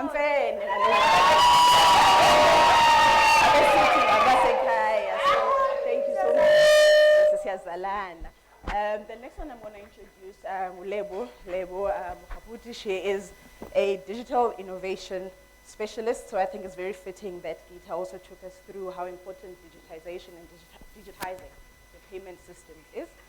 She holds many titles. One of them is the fact that she's on the board of directors at PRI, Principles of Responsible Investing, which is an international advocacy firm for sustainability. She also sits as an independent trustee on the board of the GEPF. Perfect. So, Lebo, please do come up. The next speaker is Florence. Florence Musandwa. No wonder when she opened, she spoke about the strategic partnerships that we have as AWIF, as ABSIP. And we have borrowed the theme FIFI from this year's G20. And we thought we would extend it a little bit to obviously focus on the female lens that we focus on. But Florence is currently the co-chair of the G20 Alliance. That's nice. Hi, how are you? The last speaker, and I'm so excited about her. I think one of the things that we speak of at 91, we pride ourselves in being an entity that's forever looking for solutions. So we're not a financial services provider. We pride ourselves in being a solution provider. And one of those solutions is the accelerator program that was introduced earlier. And we are honored to have Prudence Melani in our midst today. Thank you.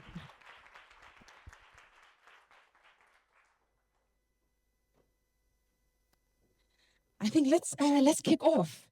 Exciting discussions. We've been talking financial inclusion, but I do want Flo, maybe set the scene for us, right? Set the scene and tell us, one of the goals for the sustainable development goals that we're trying to achieve in 2030 is gender equality. What does financial inclusion mean to you in that to context? me, it means that I must have more money. So, good afternoon. Is it afternoon already?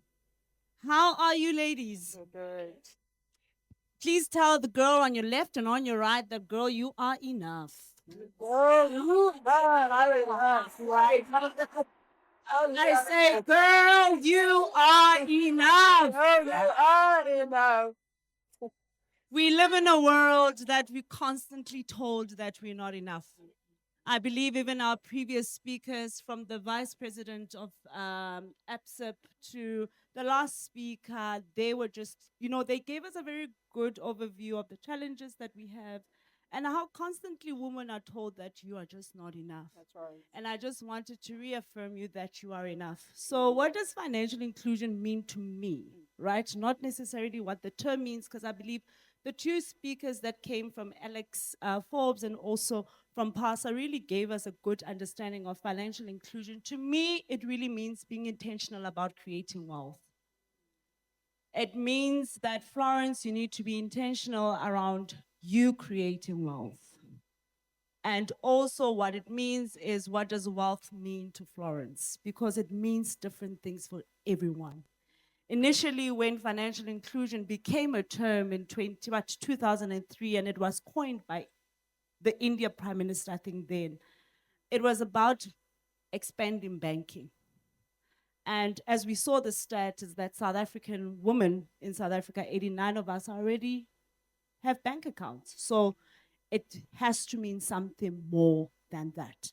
So as Florence is just really around being intentional about creating wealth and being intentional about defining what wealth means to me in both pounds and in dollars. Thanks. Fantastic. Sislindeka, you rose your eyebrows when I referred to you as Sislindeka earlier. I loved it. Oh, okay. I'll continue then on that trail.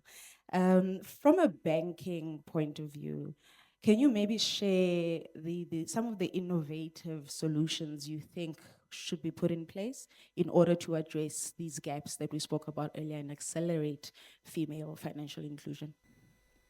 Thank you. Can you hear me? Okay, thank you. Firstly, I want to echo what Florence has said and what Fifi has said, what everyone who spoke, that the room looks fantastic. And I love that we are celebrating ourselves and that no one's going to come and save us.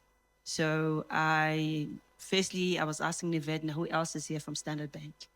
Because we sent this invitation wide and far. So her and I are going back to the office to have some conversations with people. But what I am interested in, for me, genuinely within our space, is the conversation around active corporate citizenship. And I was saying to Namonde, for example, the conferences that are going to happen when you start talking about capital, pools of capital, we need to be driving those inside. Or Florence can go and speak somewhere, but if we're not driving it inside, it's not going to translate into actions that need to be done. And so for us, it means that the gaps that we are mindful of, we are sitting currently with a political environment where DI is very charged, and DI challenges pension funds. So that money is going to be a challenge to come to us. We're talking about capital pools, there's representation, but also for me, there's work that needs to be done for the financial system to be inclusive and supportive of the businesses that we're looking for. And this also speaks to, we're having a conversation with JP Morgan that you will have DFIs doing tier 2 capital that's supposed to be funding women entrepreneurs, but I don't think it's actually getting into their hands. And also the KPIs are not, this is what we need, clear and direct KPIs. And then when it comes to financial inclusion, we always say it should not sit in CSI because it's a financial and a business imperative. And hence it should be sitting at the people that are making key decisions. Thank you. Thank you. I think that dovetails quite nicely to my question to you, Lebo, because we're hearing that, I suppose from a policy framework point of view, the policies are there. We're hearing that there is capital that is available from banks, from DFIs, but it's not getting to where it's supposed to get. How do we address that? And what do you think the issue is that women, there's talk of money being available for women, but it's not translating to the ground? What's the reason for that, and how do we solve for that? Wow. Firstly, good afternoon to everyone. Thank you so much for having me. This has been fantastic. To the organizers, we all attend a lot of women conferences, but this one, how you chose your speakers, the content, it's really, really been phenomenal. You're taking the conversation forward. So thank you. Thank you so much. Thank you. So to your tough question, you asked a question from a policy perspective, what are the challenges and how can we address, I guess, solution, right? So from a GPF point of view, I'll speak from a GPF point of view firstly.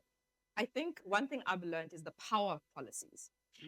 As financiers and technocrats, we focus on the models and the capital, but why I say the power of policy, because when issues happen, people then go back to what the policy says.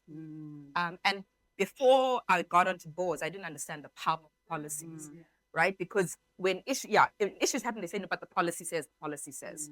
So being very specific in the policy. So yes, we have a transformation policy within GPF. PIC, which is our asset manager, has a transformation policy.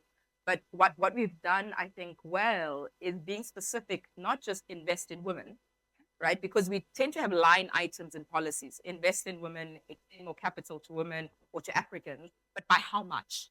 So we've gotten quite specific in terms of KPIs and targets. And I have somebody here from GPF who can be a witness, in terms of the conversations, but being very specific in terms of the percentage. What percentage of the capital will go to women? What percentage of the capital will go to emerging fund managers, as an example? So specifics in terms of KPIs, right, in the policy.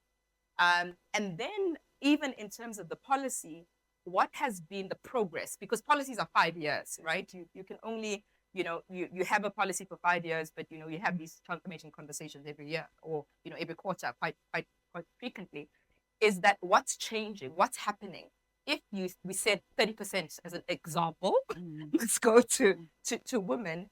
Where are we from a success point of view? And what are the blockages? So we have those kind of conversations, and becoming more specific in terms of screening process. Tell me, what is your screening process? Tell me where you find them. So I become that specific in the investment committee. Tell me where you're finding them. Tell me in terms of screening, because the blockage is happening across the process. Sometimes we focus at very high level policy, but we're not focusing in the value chain. And the value chain, from a screening point of view, how many women applied? Right? How many female fund managers applied? Tell me that. If it was 100 and you only invested in one, what happened in the process? Is it the quality of the fund managers? Is it what they invest in? Is it, is it the investment thesis? Whatever. What is the issue? Right? And then we can actually get into the details. Is it the pipeline? Is it the thesis? What is the issue? So we speak about screening, and then we speak about the amount given to them, right? What is the percentage that you give to the woman? But I think another thing that sometimes we don't speak about is there's female fund managers, fine, but also in existing, let's call them traditional fund managers, we also get into the specifics of how many women are in that team, right? And not just at the top layer, the investment committee, the governance process, but in the team, and then the succession planning. And we also turn people away now, because we have to do that. We have to get to the point where, no, we're not seeing what we need to see. Go back and work on it. And we've done that. We've done that to some funds that, no, this is not enough, because people like saying, oh, we'll work on it, we'll do it. No, then go do it, right? And you have to understand the power of your capital. I think sometimes it's the power of the capital, but also the power of your position, right? And sometimes we women in the rooms don't leverage the power of our positions. It's the power of your position. Yes, you might be one woman or two women or whatever it is, but use your power, because that is your power, right? Ask the questions, challenge the questions, but also when they give you an answer that you're not satisfied with, continue to probe. And don't get tired. It is tiring, but don't get tired, because you're the only voice in that room. That's another solution point of view. And then lastly, to the actual female fund managers, I guess, is I find men kick down the doors a lot more. What I mean by that, raising capital is hard for everybody, guys. It's not just hard for women. It's a difficult thing for men and women.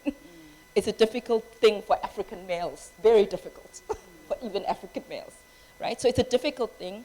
I find women, we are meticulous about doing things right, which is a good thing, don't get me wrong. We must follow process, do the application, follow process, right? Follow due process. Men will find you wherever they can find you to have a conversation. And they will continue to knock at the door, continuously. I think we stop at applying and just doing the application process, and we stop there. But I can tell you for free, men will find you, will have a conversation with you, will have coffees with me. How do I do this? What do I need to do? Who do I need to speak to? They also do a stakeholder mapping of everybody within the capital provider. So it's the chairman, it's the CEO, it's the investment committee. They go through the entire stakeholder mapping, understand who are the players in the stakeholder map, and meet all of them. I don't know if we do that as women. Well, right? I think one woman who's done that is Prudence. So you spoke a bit about resilience. You spoke about kicking down doors. Maybe, Prudence, before you can share a little bit with us on how you did that, because you successfully did that. You chose a very male-dominated sector to operate in. Can you maybe share what inspired that decision? What inspired you to go into entrepreneurship? Hi, ladies, you look absolutely beautiful. You all have figures, 32, 30. It's absolutely amazing. So my answer to the question is addressing the gentleman in the room. How did we come to the idea of entrepreneurship? There are men who are good out there, and one of them is my husband. In that...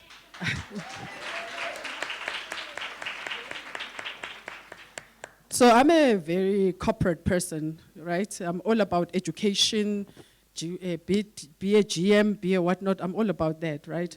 So when I decided to pursue a post grad qualification, so my husband asked me, so you're gonna get an MBA and then what?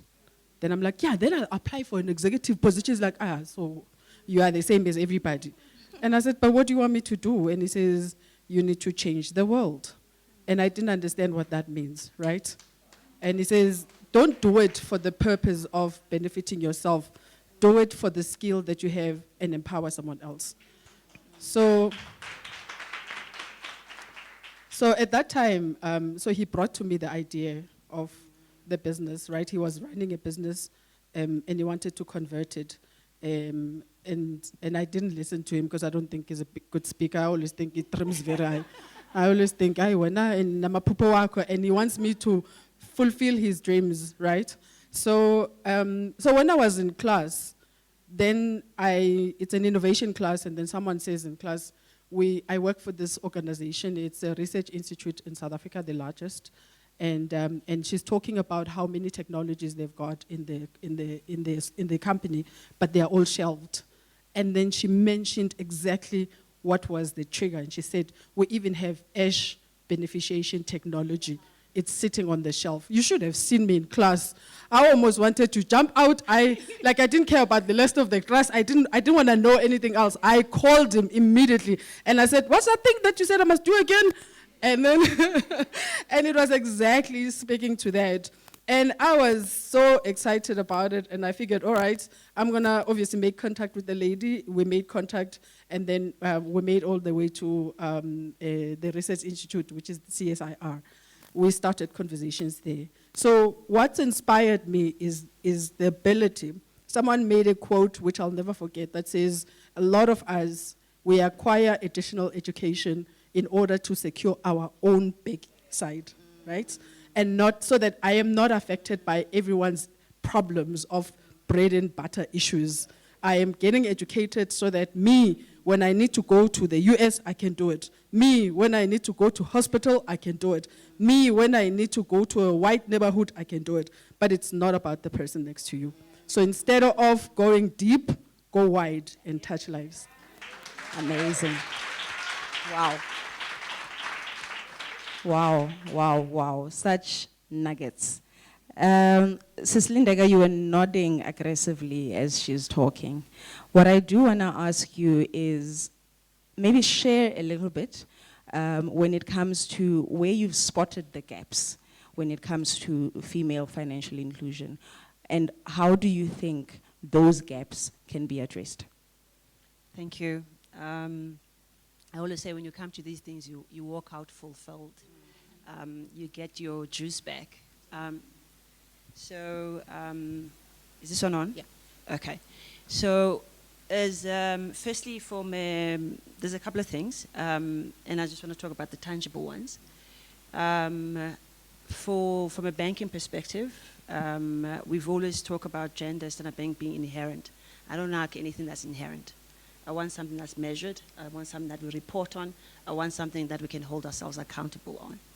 And those who are here in the Vedna will know that typically whenever we look at these things, you go into BCB. And yet it actually is a competitive strategy from a broader perspective, because we know that it has, when you're investing in women, it has the potential to uplift the entire GDP of the continent. These are stats that we know. So we can't grow in a vacuum. So one of the things that we've done as well was we started partnering intentionally with government, and it was around the African Women Impact Fund. When Libo was talking, I was like, my gosh, that's a job that I do for free at the bank, and it is hard. It's particularly hard for everybody, and it's even harder for women. So when we launched that fund, before we set it up, COVID happened, and I can tell you now, Toby is in the room, most of the women that we had gone through, their businesses had gone away. They were no longer there. So I always say I have the most respect for women entrepreneurs and the running fund businesses. So what we wanted to do was then to establish the fund while we continuously fundraise, but then bring in the elements that typically they'll be challenged in it, because you are not BlackRock or Coronation. You will have the skill and you've been the top fund manager, but when you set up your own shop, you don't have the infrastructure. to set up the business. And we know this is where they fail the DDs, on the operational side, not the skills. So we started to partner to bring those things into board. But away from that, we also wanted to set up a foundation, which we intentionally partnered with government, where we can give women grants, not loans, so that they can keep their businesses on. And we have an amazing case of Rain Dance. Last year, they were about to close shop. It either pay your licenses or pay your operating license or pay your people. And this is where these things come in. I can't take credit for all this stuff I learned because Nivedna and I sit in the board, SBG board, securities board. And by us being there, you talk about owning your space, we push. The first funding that we received came from that board because we sit in it and you use your power. And that's why now we've been able to support them. But another thing that I want to, and that's an innovative one because it's difficult to fundraise across jurisdictions, but I won't go into the detail. But another one that I'm particularly fond of is how we support government within the stuff that we've done. Somebody stood and said they've done policies, they've done frameworks, they've done everything that they need to do for us to then implement. It is up to us to actually do the work. So one of the things we've said, let's put our money where our mouth is, was to partner with them when they started the trade fair and bring all our other banks as partners and also clients. But what we wanted to do post that was, how do we make that a yearly thing? And it's not a leads show, it has to go back to the CEO who's going to put the money to support. And that now is something that's sitting at the CEO level to say, let's make this a yearly thing. And the stats is important because I'm seeing Julia of some of the ladies who were there, that now we can support them. So it's not just now, if I leave, this is something that falls apart. It is something that's institutionally done as Standard Bank to make sure that we do it. The minister spoke the other day about one lady, and I know we didn't get all of them, and there may have been others who were not in the space where there could be, people exhibit and people buy. She was saying that she typically sells goods of about 500 a day. On a good day, it's 1.5. That day, she sold 20,000 rands worth of goods. And for us, this is important because these are women from Zanini everywhere.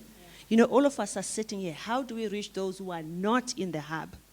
And then the other thing that we are doing, and this is where I'm saying that let's hold ourselves accountable, is that from a financial sector, we can do these things because regulation says we should, or CSI, or we can do it as a business. So what we're doing, and this is an event that we're doing on the 29th, is to say, how do we bring together the banks, the DFIs, and the ecosystem stakeholders to say, where do we partner? There's a lot of initiatives. JP Morgan is doing something, Standard Bank is doing something, ABSIP is doing something. How do we collectively come together to say, purposefully, this is what happens in early stage development. Prudence is not going to be overcapacitated while she's not getting the money that she needs. And how do we then collectively partner to move the dial? And the last one I want to mention, sorry, I know I'm driving on, is Toble and I were presenting at Group Semco the other day. And we're talking about the skills development, where we know where we sit, sometimes we're not spending enough. And my CEO was saying, why are we not partnering with other banks? We spoke about AI, STEM, and all these skills that we need for the future. We're not going to get them if youth unemployment is still sitting at the levels that it's at. Not only that, the youth dividend that we spoke about on this continent, good luck. And we got the call to action all at the same time about AI. So the call was, if we come together, not only solution for what Standard Bank needs, but what our country and our continent needs, what does that look like? Because then we can say, if the budget is meant to be 500,000 and a particular business unit hasn't spent it, let's take all of that and then bring our other banks to drive collective action. And that, for me, is something that I think is important. Fantastic. I think I've heard collaboration a lot today. It boils down to collaboration, it boils down to partnerships. Lebo, when it comes to collaboration, what is your view? How do we use that to shift the needle adequately so in industry? So as women, but also as interested stakeholders, how do we collaborate properly? Because we hear it that we should collaborate, but for some reason it's not happening. A couple of things. Well, yeah, a couple of things from a collaboration point of view. I think we need more blended finance models. in South Africa. We have a couple in the rest of the continent, but we need more blended finance models where DFIs partner with pension funds and institutional capital. That's not really happening at the moment. It's a theory, it's a conversation, still at a conversation stage, but I think we need more investments where GPF comes together with AFDB, with Standard Bank, as an example, in an infrastructure project, right? Because these are projects that require billions, and the different funders have different agendas and different mandates and do things differently, but you need all of them to come together for that infrastructure project to happen, right? From a collaboration point of view. That's one. I think you need more catalytic capital to come to the foray from a technical assistance, training, acceleration point of view. You spoke about the either lack or the challenges when it comes to back office operations, infrastructure at the back end, right? That emerging fund managers have, which is a real thing. But there's funding that is specifically targeted for such things, which is catalytic capital. So collaboration where catalytic capital comes in, JP Morgan Chase Foundation as an example. There are different foundations and philanthropic capital that is specifically geared for training, for assistance, or for de-risking the model, right? I think, and now let me come from a gender perspective, you have 2X Global. 2X Global is doing quite well. They're a global organization that essentially has the mandate, right, for gender investing, right, globally. They raise capital globally. They have money. It's not just a program. It's not just speaking about more access to capital for women or training women, etc., but they have money, right? So and luckily the conversation has changed because women need money, not more training and accelerate, money, right? And I think what's great is that 2X Global has capital. So they raise capital across the world, and they have capital that they extend to female fund managers. So it's also people doing their research and knowing what's out there, because it does exist, and so sometimes people, how do I find these people? With social media and digital and so many things, you can find the people, right?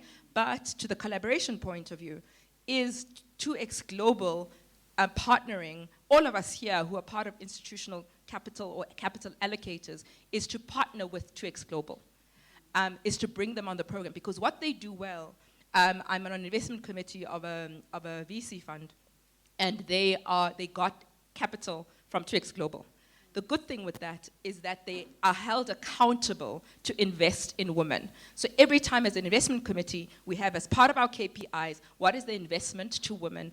How many women are in this team? We have specific KPIs from a gender point of view. They're mandated to that. And the beautiful thing about philanthropic capital is that they have to report. You can't just say, oh, we're trying. You actually have to report. And you have to give reports in terms of how have you done on gender smart investing, and they have milestones. So you don't, you raise 200 million from them, they will give you 50. They'll give it to you in tranches, which is also good. So people have to succeed at certain tranches and certain milestones before they get additional capital. So I'd really applaud everyone who's part of an institutional or capital here to get 2X Global on their team, because they help you advocate. Right? Being one man in your various teams and advocating by yourself is difficult. So partner with organizations that are geared for this, and they can help you advocate, and they have reports and mandate and systems and processes to do that. Thanks, Lebo. I know Sis Lindaka you want to add, but let me quickly go to you, Flo. 2030 is around the corner. Gender equality is an imperative. We're hosting the G20 this year. What are the conversations? We don't have enough time. What are the conversations, and how do we get involved? If you may allow me to give context, right? I think the ladies has also touched on, I think, things that maybe because both of us are entrepreneurs, I think a lot of people might not know that I'm an entrepreneur, and they just see me as co-chair of G20 Empower. The past 10 years of my life I've dedicated to empowering women entrepreneurs.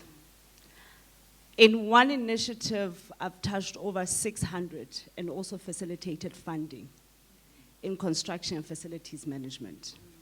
and another one is in transport. So, and I'm going to get to your question because I think it's very important that sometimes the solutions we provide must be lived experiences. Diversity is not also just about race or gender, but it's about lived experiences. And when somebody sees you as being a co-chair of something, it's not because I was just picked from somewhere, it's because I live it. My life is littered in giving back. That's my life. And when you then ask me about how far are we with 2030, and before I get there, I would say there's still space for training and mentorship. And the programs I've run, and if you're in enterprise supply development in South Africa, we probably know each other. Our country is very nuanced, and a lot of women entrepreneurs that starting businesses, we all need support at different stages of our business. Something as small as how to do business with Sun International.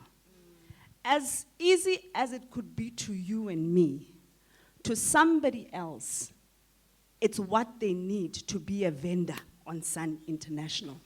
So the conversation and the narrative that we are overly trained, no. The ones that are overly trained are the ones that are busy piggybacking on different programs all the time and don't want to graduate out of the program.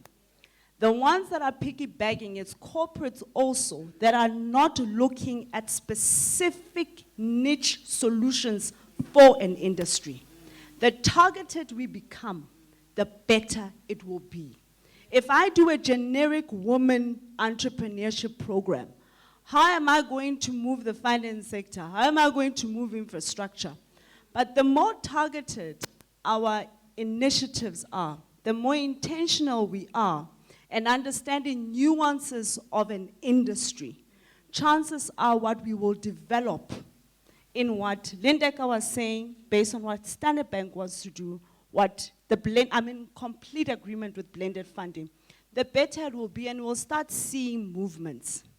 So for 2030, as South Africa, where we are, or whether from a G20 perspective, I think it's very audacious. I think the targets are still very audacious. We're still sitting with just South Africa. We've got around about, I think, 34% women-owned businesses. 10% of them don't get commercial funding, and there's reasons for that. 4.4% only get VC, and there's reasons for that, right? So I think it's still audacious. I think we need to have more targeted approaches. And from a G20 Empower perspective, it speaks very much to what Lindeka is saying, is that we are recommending that South Africa adopts the AWIF Finance Code done by the World Bank. What that enables us is to build an ecosystem of the finance sector ecosystem. So it's voluntary for banks, insurance, VCs, women associations to be part of it.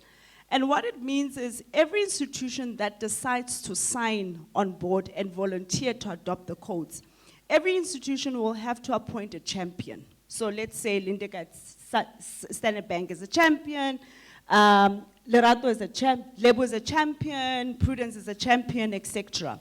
And they are solely responsible to make sure that the bank is championing financial inclusion for women entrepreneurs. The following thing is around extended financial service products and services for women entrepreneurs. That then these champions get to aggregate the data for us, right?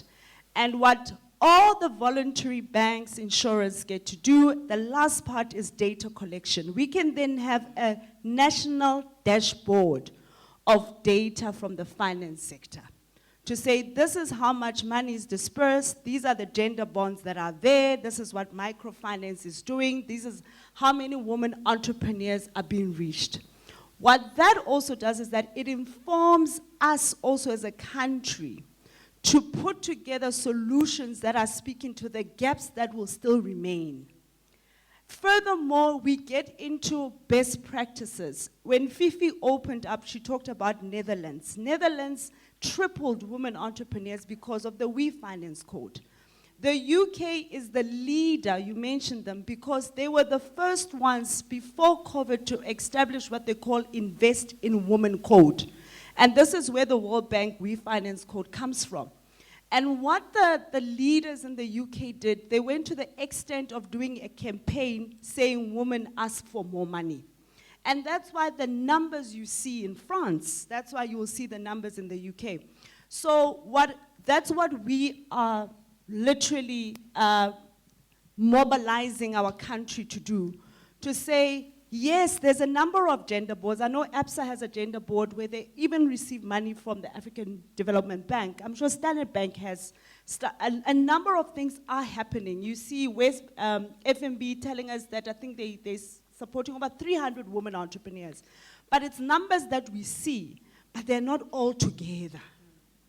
And if they are all together, what we will be doing as South African delegate is to help champion that ecosystem so that we can get to a place where indeed we are support. Time Bank is one of the banks that are doing phenomenally in digital banks and, what's the word, mobile money.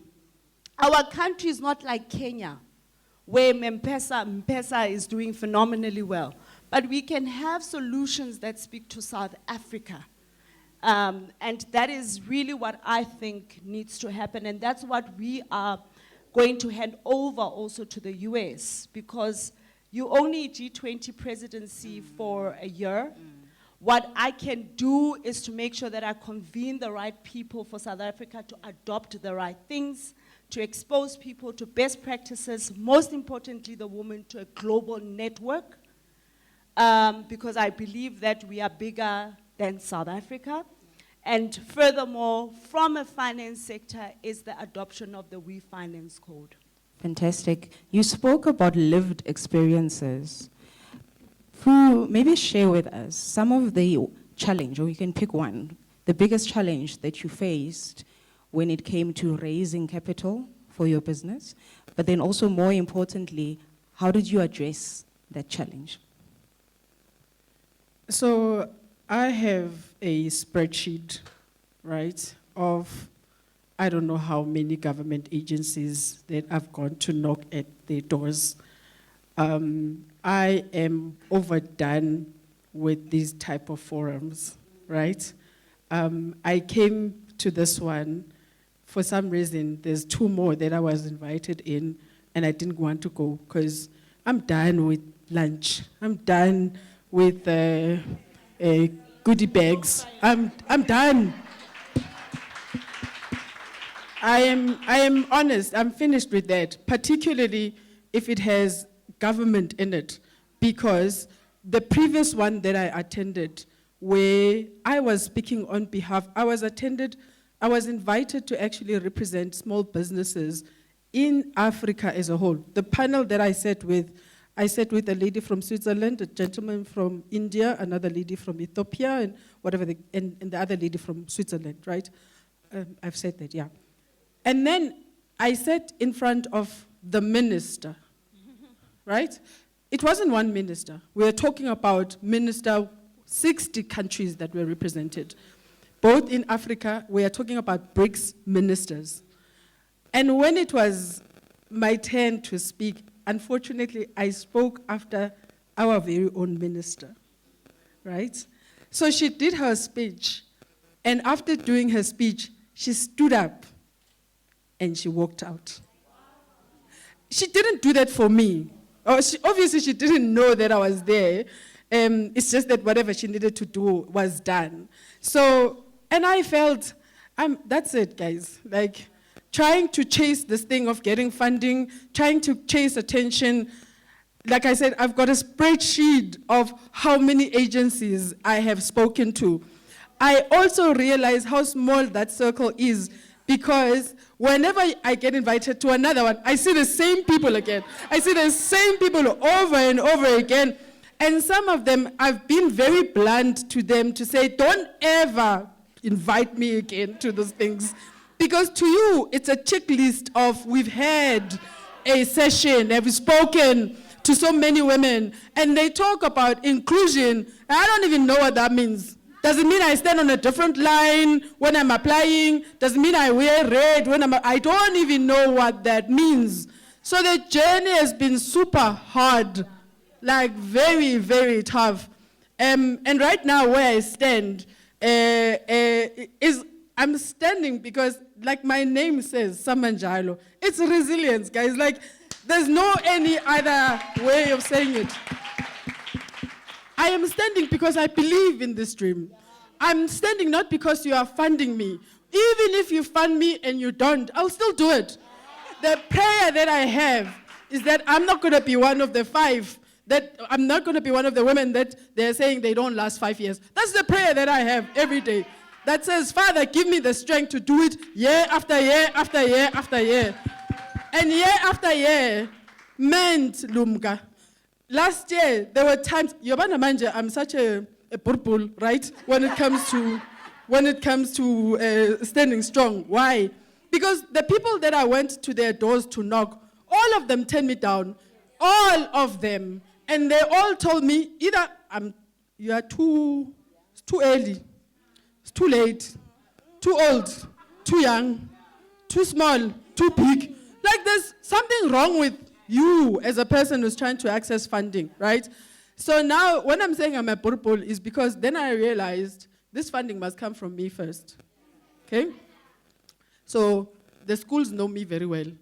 I'm the one who sits in the principal's office and I'm like, I'm gonna pay the school fees. Stop harassing me, okay? I'll come because I didn't pay last month, I didn't pay the other month. I took the money and I bought material in the hope that I will make more money. So I'm saying to the principal, do not harass me anymore, please. I will pay the school fees. So the bravery comes from that, from the fact that we have been trying. I love it. I love it.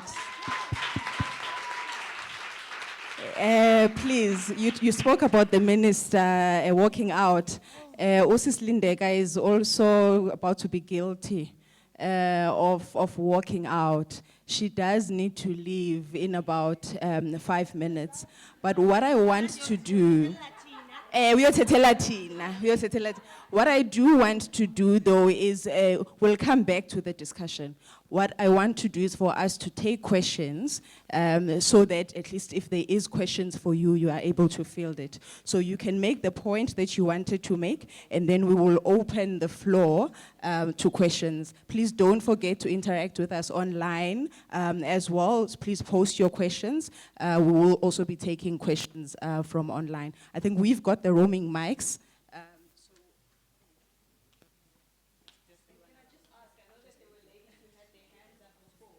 So can we just start with not relevant for the previous speakers? There's a lady there at the back as well. So because I'm going to leave, Ndifuna Lendu Florence abated. Yo?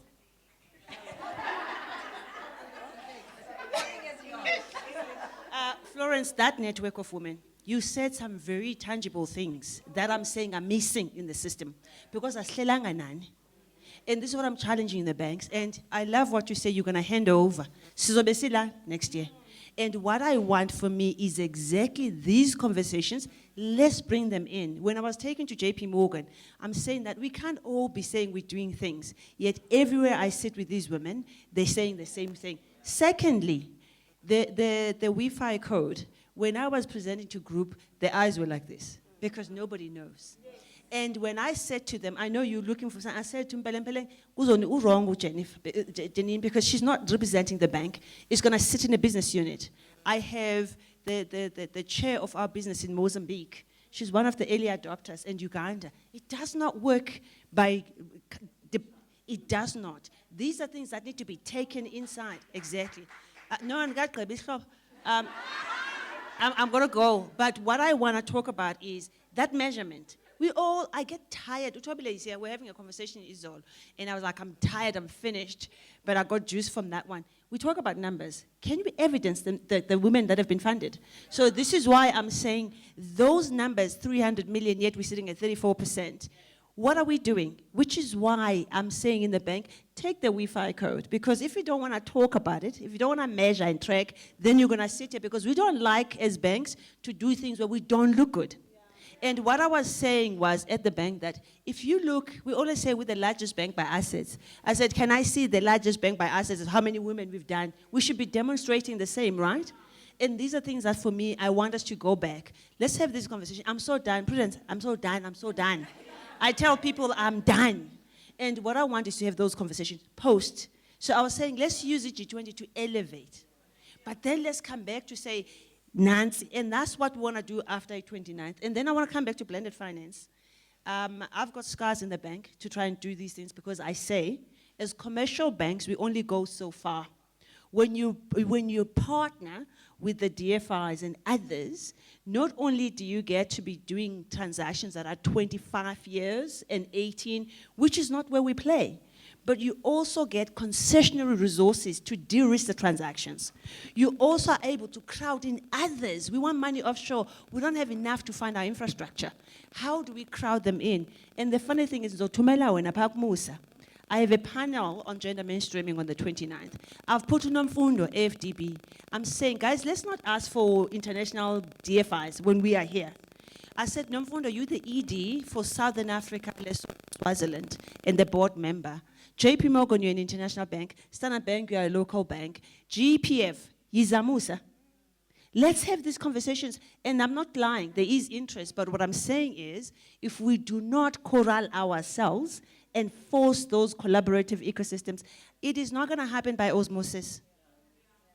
It isn't. So I'm just going to pause there so that if I need to leave at least, and baleki wena mntaseka, ndiolwela wena. Let's take the first question in the room. Please just introduce yourself. Hi, my name is Shamima McLeod, and I am a organizational consultant. I wear many hats. So I work with women and men around gender, and also mostly in academia with professors around leadership and how they lead their teams. And I work with vice chancellors and deputy vice chancellors. So I wear many hats.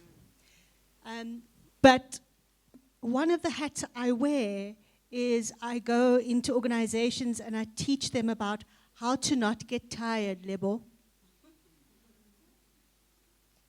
How to not get tired.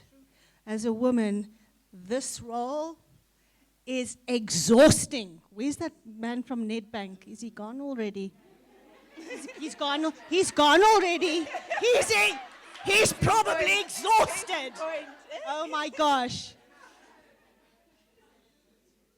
And I do believe that there needs to be something, I'm hoping, flow with G20. I do believe as a teacher who teaches about don't get tired, because this is really hard to do, the consistency to play the role as a woman, as a powerful woman in an organization is tough. And I'm skilled and I know how to play it. And it's hard for me to do. And I go home and I cry at night because what I had to do was play a particular role, which is, Lebo, exhausting. It's exhausting. And I have the recipe.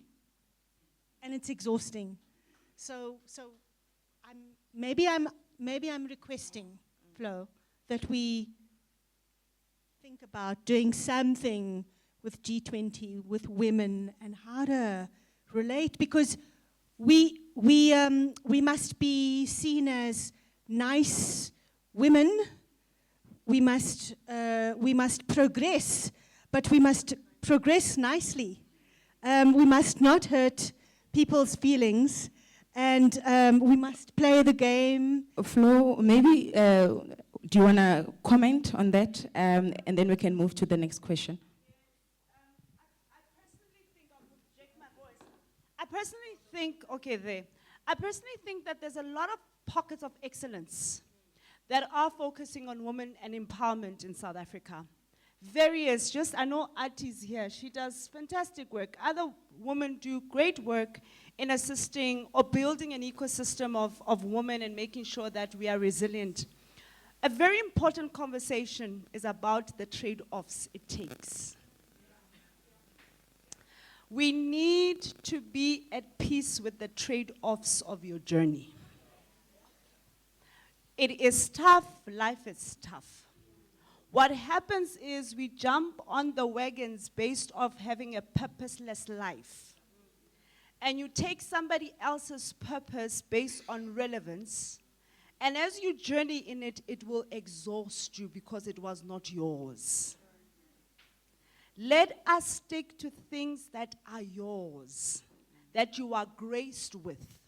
Because when you are graced to do it, you will find the inner strength to constantly do it.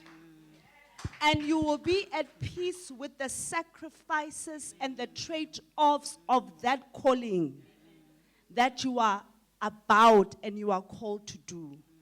And we will not constantly be crying about the exhaustion. If it is yours, the good Lord Almighty will embody you with strength to deal with it. And that's what I wanted to comment immediately. Yeah. It's because most of us, we lack purpose. And because we lack purpose, we lack clarity. And just because Lindek is doing this, Prudence is doing this, we jump on it because we want relevance. And when you are dealing with the thorns of that path, you now cry of burnout and exhaustion because you were not graced for it. So let go of jumping on wagons because we want to be relevant and wanting to be seen to be doing something for women. Do it because it's part of your path. And whatever that solution is, not all of us will be chairmen of boards. Not all of us will be on boards. Not all of us. It's a lie. But whatever you were born to do, that path, the challenges of that path, you will be graced to do it. And you will keep on mounting up with strength. I wanted to emphasize that. Fantastic. One question online, Sis Lindeka, for you was, we are here today, we're sitting in this room, we're talking, but how do we take beyond conversation? How do we capitalize on this gathering so that it doesn't become another gathering where you have lunch and that's it? What tangible things do we need to do today in this room? I was actually looking if Tobile is here because she knows. Is Tobile here? Aye. So one thing that I can tell you is the reason I'm saying that, we have a G20 and then it's going to go. Let's come back together and work. The conversation that we are having is not by ourselves as Standard Bank because we know that we do not have all the answers. We have said, can we bring all of us in the ecosystem, start by doing that diagnosis work where it says there's all of these women, this is not what's happening. And after that, what are the work streams that we need to do? We've invited policymakers, we've invited academia, we've invited even BASA for these conversations to say, we're not gonna solve everything at once, but what are the key things that post the conversations we're gonna start doing on Monday? And what is that framework? We're not gonna have all the implementation modalities and everything crafted out, but we're gonna have the things that we're gonna say, these are the things we're gonna walk out here and do. And these are the things we're saying, they're not gonna be at a leads level. I can be a great champion. I've been banging Dozo Sana Bank for the life of me, Nivenet will tell you. But it does not translate into that if it's not an institution-led. We need the institutions themselves to lead it. And I can safely say right now, we do have that buy-in. And the people that we have called upon, we have been very intentional in terms of who we're talking to. We said we didn't want crowds to fill the room. We wanted those islands of sanity, those who are like-minded and are already doing things. And I can tell you, it took JP Morgan 3 years to do their work with government. When they started for the fund that they do, the work they do with women, they were solutioning for themselves in terms of their regulatory PE, whatever. It's changed now. And we're saying if you've done it, you solution for others, why don't we then leapfrog and actually add on to that so that there's a lot more scale and momentum versus Standard Bank having a thing where you're going to look good. Let's leave the names, where you're going to have JP Morgan, ABSA. It's not about that anymore. It's about what do we do collectively to move the dial. Sorry, can I just add? Fantastic. Before you add, Lebo, Sis Lindeka, thank you so much. We will be in touch on Monday. Okay, so she will be back. I got a few questions online. I do want to ask the guys who are online to please share the names as well, so that we know who's engaging with us when they do ask the question. And so that they can win, yes. And we know we want to also feel like they are in this room with us. Lebo, you wanted to add something? Just a quick addition in terms of solutions, like what can we do on Monday? I do think a database of the prudences, it doesn't exist in South Africa, as far as I know, right? And we've shared this even before. We have women organizations and women, a couple of them, but a database of prudences. Small scale, large scale, mid-size, the different sizes, just a database. And ABSIP, I'm going to ask you to do that. Because what is an outcome of a database of women-owned businesses, women fund managers? Because when we're in these conversations, capital conversations of why you're not funding women, they say we can't find them, we don't know them. That's what happens all the time. But if we have a database, and it's a conversation we've had, that develop the database, go request funding, you'll find funding, somebody to find it, Catalytical Capital can fund that, you can get a foundation to fund that, then we have a database that we can all access. Because today if I say I want to go fund 10 prudences, I don't know where to start. In Xhosa level, we say uchwendodeni. Directly translated means you are telling a man. I don't know why they said that. But coincidentally, we are working on what we call a black book. And we're hoping that we are going to bring that live so that beyond just connecting here, you've got that black book, who's doing what. When opportunities come up, you are able to then refer to that black book and connect to the right people, to the relevant people. Prue? So one of the things that I was thinking about in preparing for this is the brokenness of the system, the ecosystem that we say is there, which practically is difficult to actually pin out. What do I mean by that? We apply to so many accelerator programs, and it's not by choice. To be honest with you, I personally don't like to be chasing this 1,000, 2,000. I don't like to do that, because the wheel is the same. They all want to put you through the same wheel, right? Assuming that you need marketing exposure, you need this, and they spend a lot of money on technical support than they spend money on funding the business. And someone was saying, women want to be funded. Can we get the money and not the English of how to present? Because I've been through 7, 14, 20 accelerators and I present. So the disconnect that Lebo is talking to, that says, let's have a database. I ask myself the same question that says, why is it that when I apply to a funder, they have no idea of who I am, yet I've been through 12 accelerator programs? What is the relationship between the accelerator programs and the availability of these fund markets? Because to be honest with you, you hear one story that says, you don't make yourself visible. I'm like, where, Vanna? Like, which mountain must I climb on? Like, I'm not sure. Because 1 minute, there's an expectation of you to be a developed business. When I was thinking, like I'm telling you, I'm always thinking academic. So I was thinking, if I do a PhD, I'm going to want someone to define for me what is a startup and an SME. Because at some point, it's the same all the way. You don't know when you migrate from one to the other. And secondly, a lot of entrepreneurs, they'll tell you right now, they've been through the programs. Question is, how is that not feeding back to the funders that have got these monies? Because the right thing to do is to make that connection, not necessarily by virtue of, but you didn't apply. So because you didn't apply, you are not here. If you had applied, you would have moved forward. So that ecosystem that connects, so that there is that black book, is exactly what is required. Thanks, Prue. Thank you. Just a question. She's been standing for a while. Just introduce yourself, please, and then go ahead. Thank you, ladies. My name is Khele Moya, and I look after regional coverage for the Mauritius Commercial Bank. Okay, I think now you can hear me. I've really enjoyed the conversations that we've had this afternoon. Thank you so much. They very strongly resonate. Hopefully, I can keep it quite quick and concise. I think my question largely links to the previous question that was asked in terms of how do we take this out of the WhatsApp chat, right, into real life, and maybe it's more specific to something that Umam Prudence mentioned, which is, she said, she actually doesn't know what this financial inclusion looks like.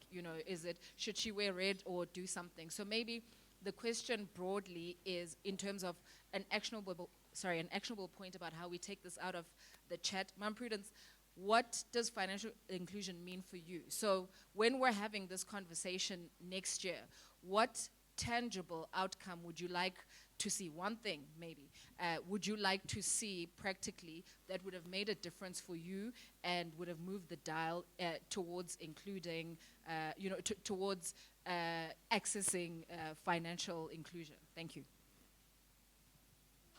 Do you take questions and I answer? No, go ahead. Go ahead. Okay. Go ahead. Yeah, financial inclusion is English. I don't want to lie. I'm not really trying to be, I'm not trying to be somewhat, right, or funny. No, I'm not. I'm being for real when I'm saying I really wish to understand from institutions what are their intentions when they say that. Because all the applications that I've seen, they still follow the same pathway, right? I don't remember anyone being evaluated on the basis of you being a woman. So I don't know what, even for me, what am I supposed to dress up like, or how am I supposed to apply such that I am fitting the inclusion, the inclusivity portion of your criteria. So I'm really not being funny when I say I don't know what it means. So for me, what it would mean is, like, one, and this is not about gender, this is about small businesses generally. We get evaluated on the same mark sheet as a macro business. Why? They want you to do a marketing plan. They want you to do a financial plan. They want you to run a business. They also want you to hire. Someone put it very nicely for me and said, there's 3 role players in this. One, are the investors, and the investors are looking for equity. Then you've got government. Government is looking for impact. Then you've got an entrepreneur who's trying to survive. So you're trying to survive. When you approach that one, the investor, the private sector, they'll want to know when are they going to get their money back. And I'm sitting here and I'm thinking, even if you give me 2 million, I can't give it back right now. I would still need another 6 months because I need to implement. So to them, I'm too high a risk. Government is worse, sorry. They give you 100 rand. They want to know how many people are going to employ after they've given you that 100. And they want it tomorrow. And I'm like, but how am I employing people with this 100 rands tomorrow? Yet, at the same time, you're trying to make sure that the business survives on a daily basis. Being a small business and trying to sustain the business and open from Monday to Friday, colleagues, it is hard. Okay. So, yeah, so I love what's happening in this room right now. And it's great that we have this venue for this afternoon. Please, you will have to forgive me. I like it because it means we're engaged, and so lunchtime conversation is going to be fantastic, but we have run out of time for questions. What I will allow the panel to do is kaftin. You know, when a conversation has been this good, we then walk away with is kaftin. So just your closing remarks, please.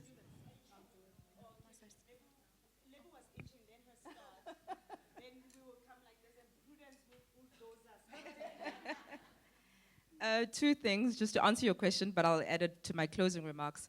From a definition point of view, I think what's been positive about the definition of financial inclusion, or the sector of financial inclusion, that historically it's been about access. It's been about access to finance and access to capital and access to financial services. But it's improved and progressed over time to financial health. What does your financial well-being look like? What does your financial health look like? And that's how the industry has improved, because what matters is not whether you have access to a bank account, access to a store of value, or access to capital, but how is that capital improving your life? How has the access to capital improved your state of life, your state of financial well-being and financial health? And what does that mean to a small business? It's not saying does Prudence have access to capital? But how has Prudence's business changed as a result of the capital? How has the financial health of her business changed over time as a result of that capital? And that's the financial health element. So I think as an industry, speaking about financial health and financial well-being is where we're at, and that's more tangible and sustainable rather than just access. So that's to answer that question in terms of financial inclusion and financial health, that's where we need to start talking about the financial health and financial well-being of small businesses as well as larger businesses. And then closing remarks. So the one thing I also did want to add, we spoke about getting tired, right, as women, is to really implore all of us to find our tribes. This work of gender equality and pushing the gender agenda is tiring, is hard, right? But find your tribes, find places where you refuel. Because when we get tired, we are only a minority. So if I get tired, what will happen in the institution? We can't afford that as an industry. So find your tribes where you refuel is very important. Find tribes where you can just be and refuel and ask for help.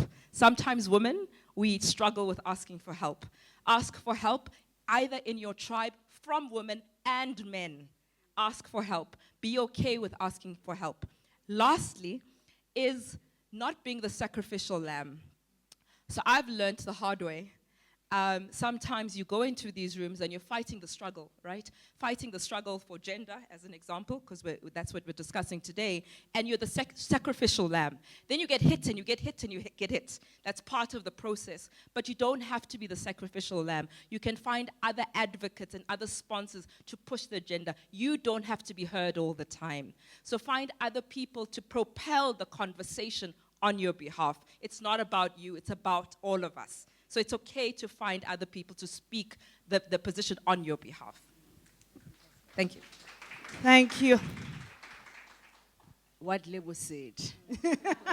Jokes, I just wanted to touch on what to next.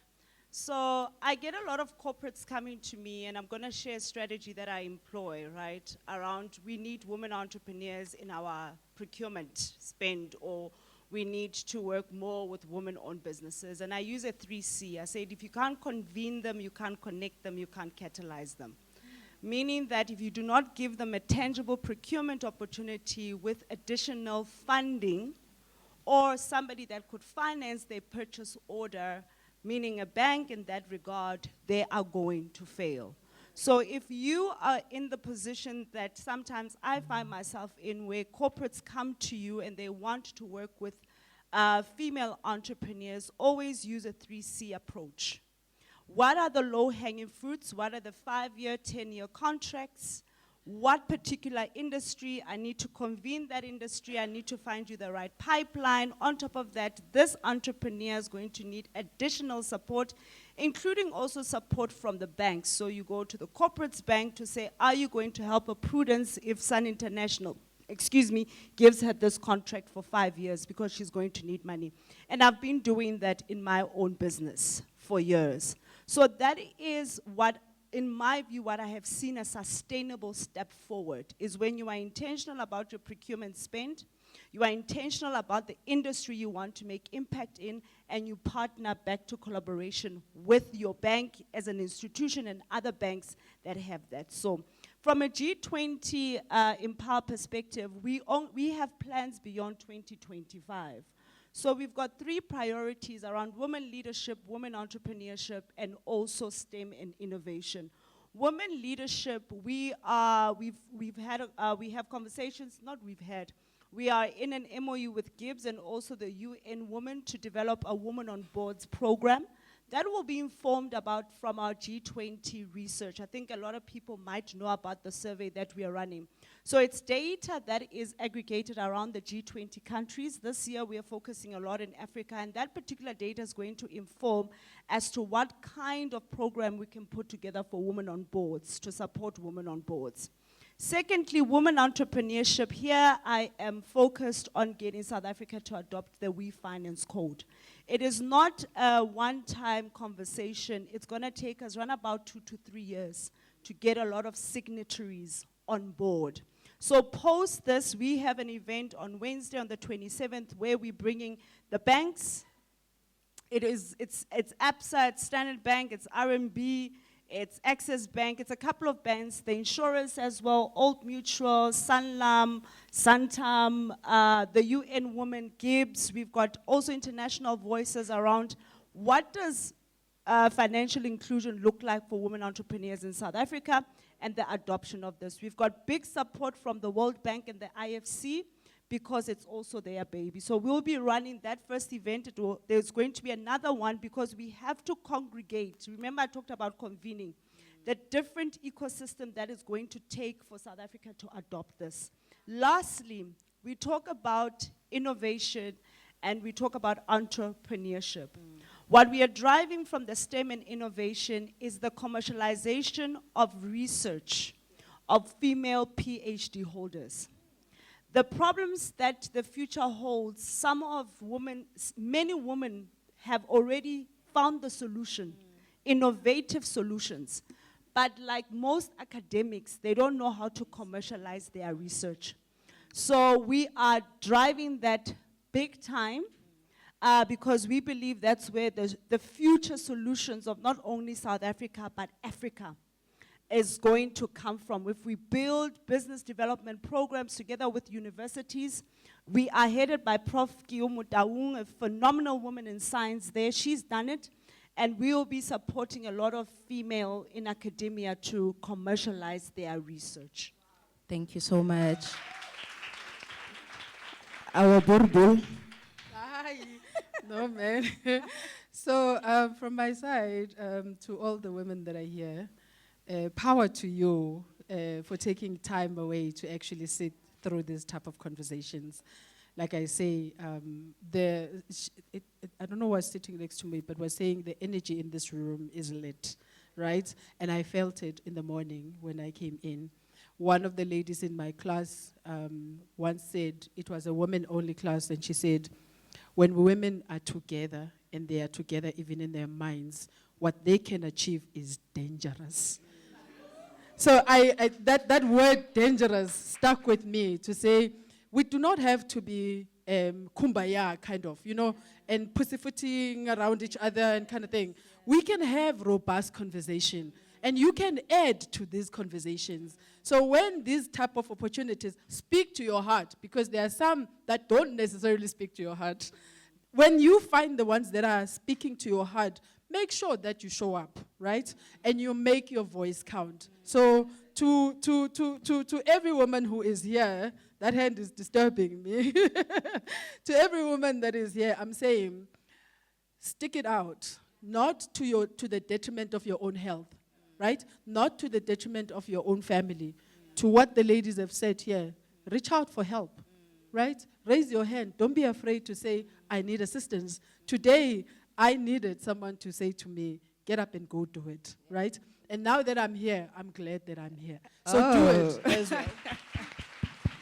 Sure, ladies. The chairperson is giving me like evil eye looks. I do encourage you, please, to continue these conversations later on this afternoon, but also beyond today. To my panelists, you were amazing. Thank you so much for your time. They will be sticking around, so do grab them. If you still had a question for them, please do grab them. Be bold about the discussions. Don't be afraid to ask for help. Don't be afraid to say, this is who I am, this is what I do, this is where I need you to plug me. Thank you so much. Thank you. And can I ask that you not go far? Prudence, you were talking about the energy in the room when we started, and you're right, it's lit. And I do experience some of the energies right now in this room, and there's disappointment. And I know that a lot of you didn't get to ask your questions, and I'm truly sorry. Please just give us a little bit of grace, just with time. But as Alumka did say, the speakers are here, so please approach the speaker directly, and they have committed. You see, even Usis Lindeka went to a meeting and she came back into the room. So they have committed that they will stay until they answer your ask. So please, do stay. The photo opportunity, and there's a little bit of a thank you, an additional thank you for your participation here. I'll DJ something, do something. for a thank you.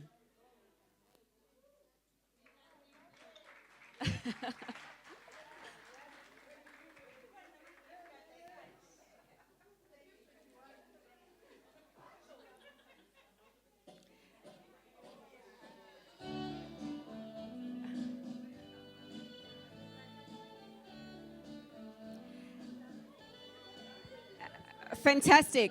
And so can I also have all the NEC members on the stage, all the EXCO members also on the stage for the photo opportunity?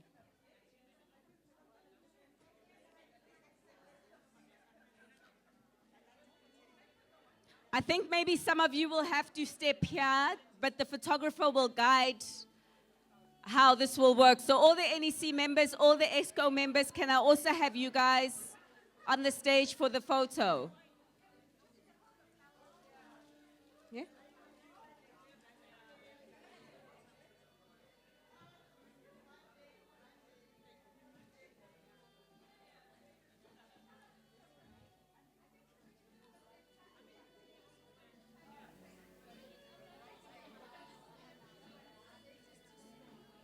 You don't want some to step down? Oh, you're fine, okay?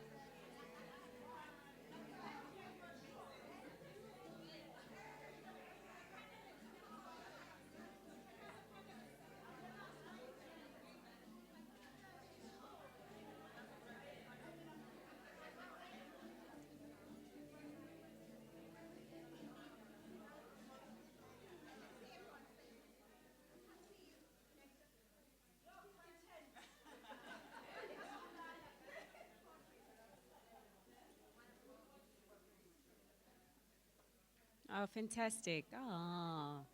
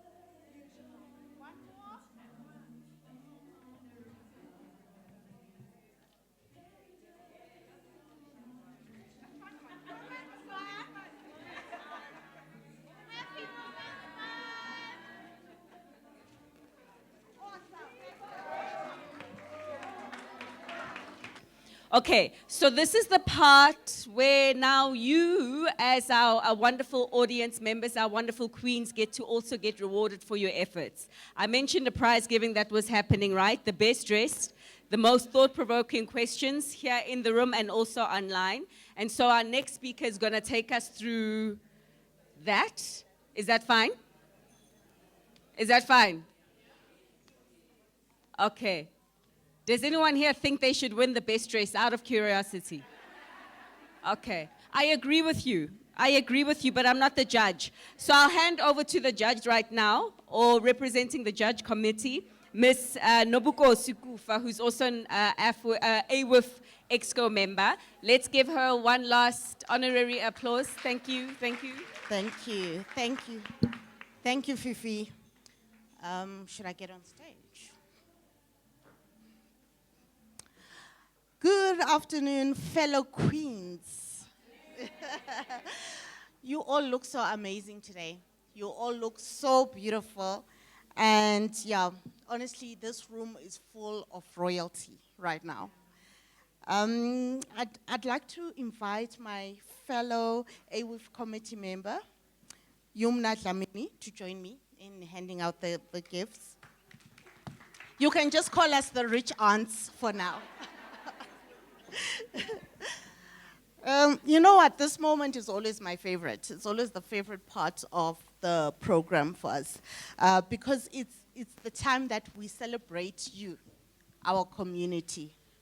And so as AWIF, we wanted the prizes this year to reflect our hearts and our mandate.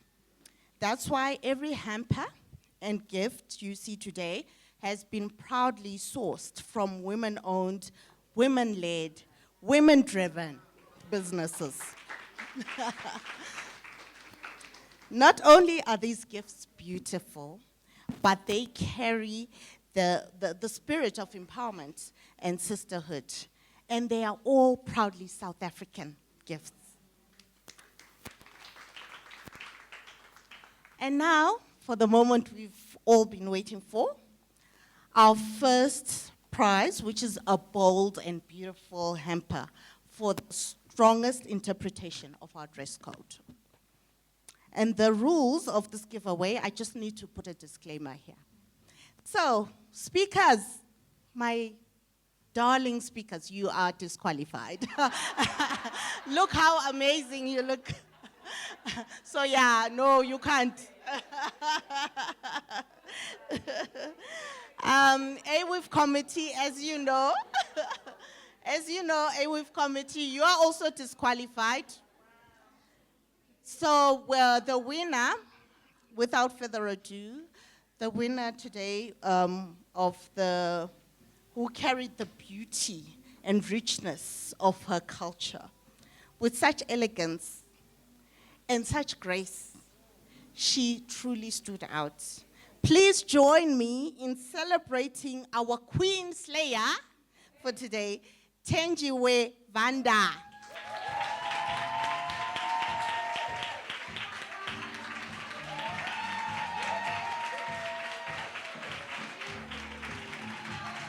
I'm not going to speak.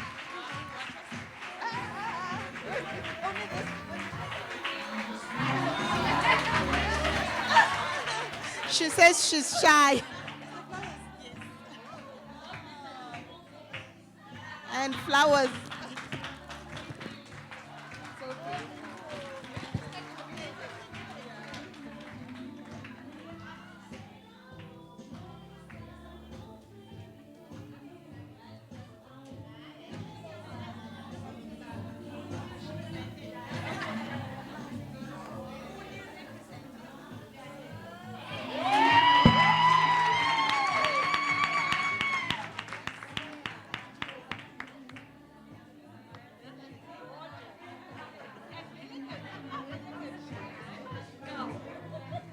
Wow. Oh, wow. Thank you so much. We are all beautiful here today. But the real winners really are the women in the villages of the Eastern Cape who made this outfit. Abor. Yeah. Thank you so much. Thank you so much, sis. That's beautiful. That is absolutely beautiful. So our second prize is for the most thought-provoking in-person question. So thank you for everyone who leaned in today. And I know there were more questions in the room, but we just ran out of time. And the winner for that prize, because I think it fueled a lot of discussions after that, because she stood up and just poured her heart out. It goes to Shamima McLeod.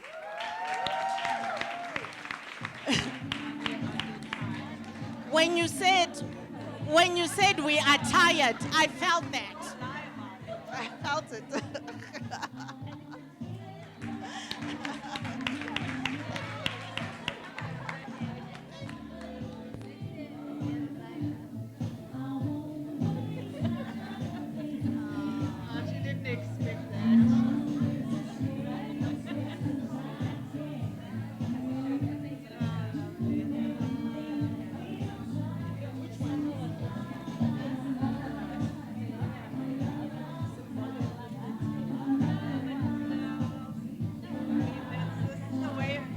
Thank you so much, Shamima. Okay, and then our last prize goes to the online question, the most thought-provoking online question. And the winner of that one is Katleho Kojomela. She gets a Take-A-Lot voucher with 500 Rand. Thank you. Thank you so much, ladies.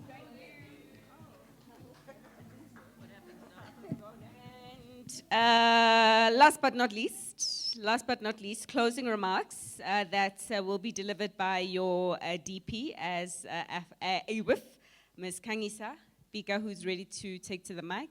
1, 2, 1, 2. Good afternoon, ladies. Thank you so much for honoring us this evening. You want to give me flowers? Okay, perfect. I really want to be quick because you probably are like me, want to have your lunch and get to changing your outfit to go watch the box, hopefully. But I really wanted to say we've had such an incredible morning and afternoon with you all. We appreciate your presence here in person and online.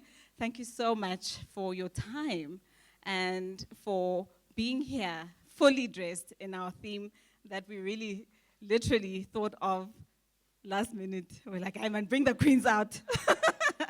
Thanks so much to our speakers. I want to really give some points that are made out here that I want you guys to take home with. Grateful for the graceful presence of Fifi. We appreciate you so much. Your sisterhood shows that. Please come to the stage, ma'am. Yes. Yes. We absolutely adore you. We love you. We are so grateful. You're so stunning.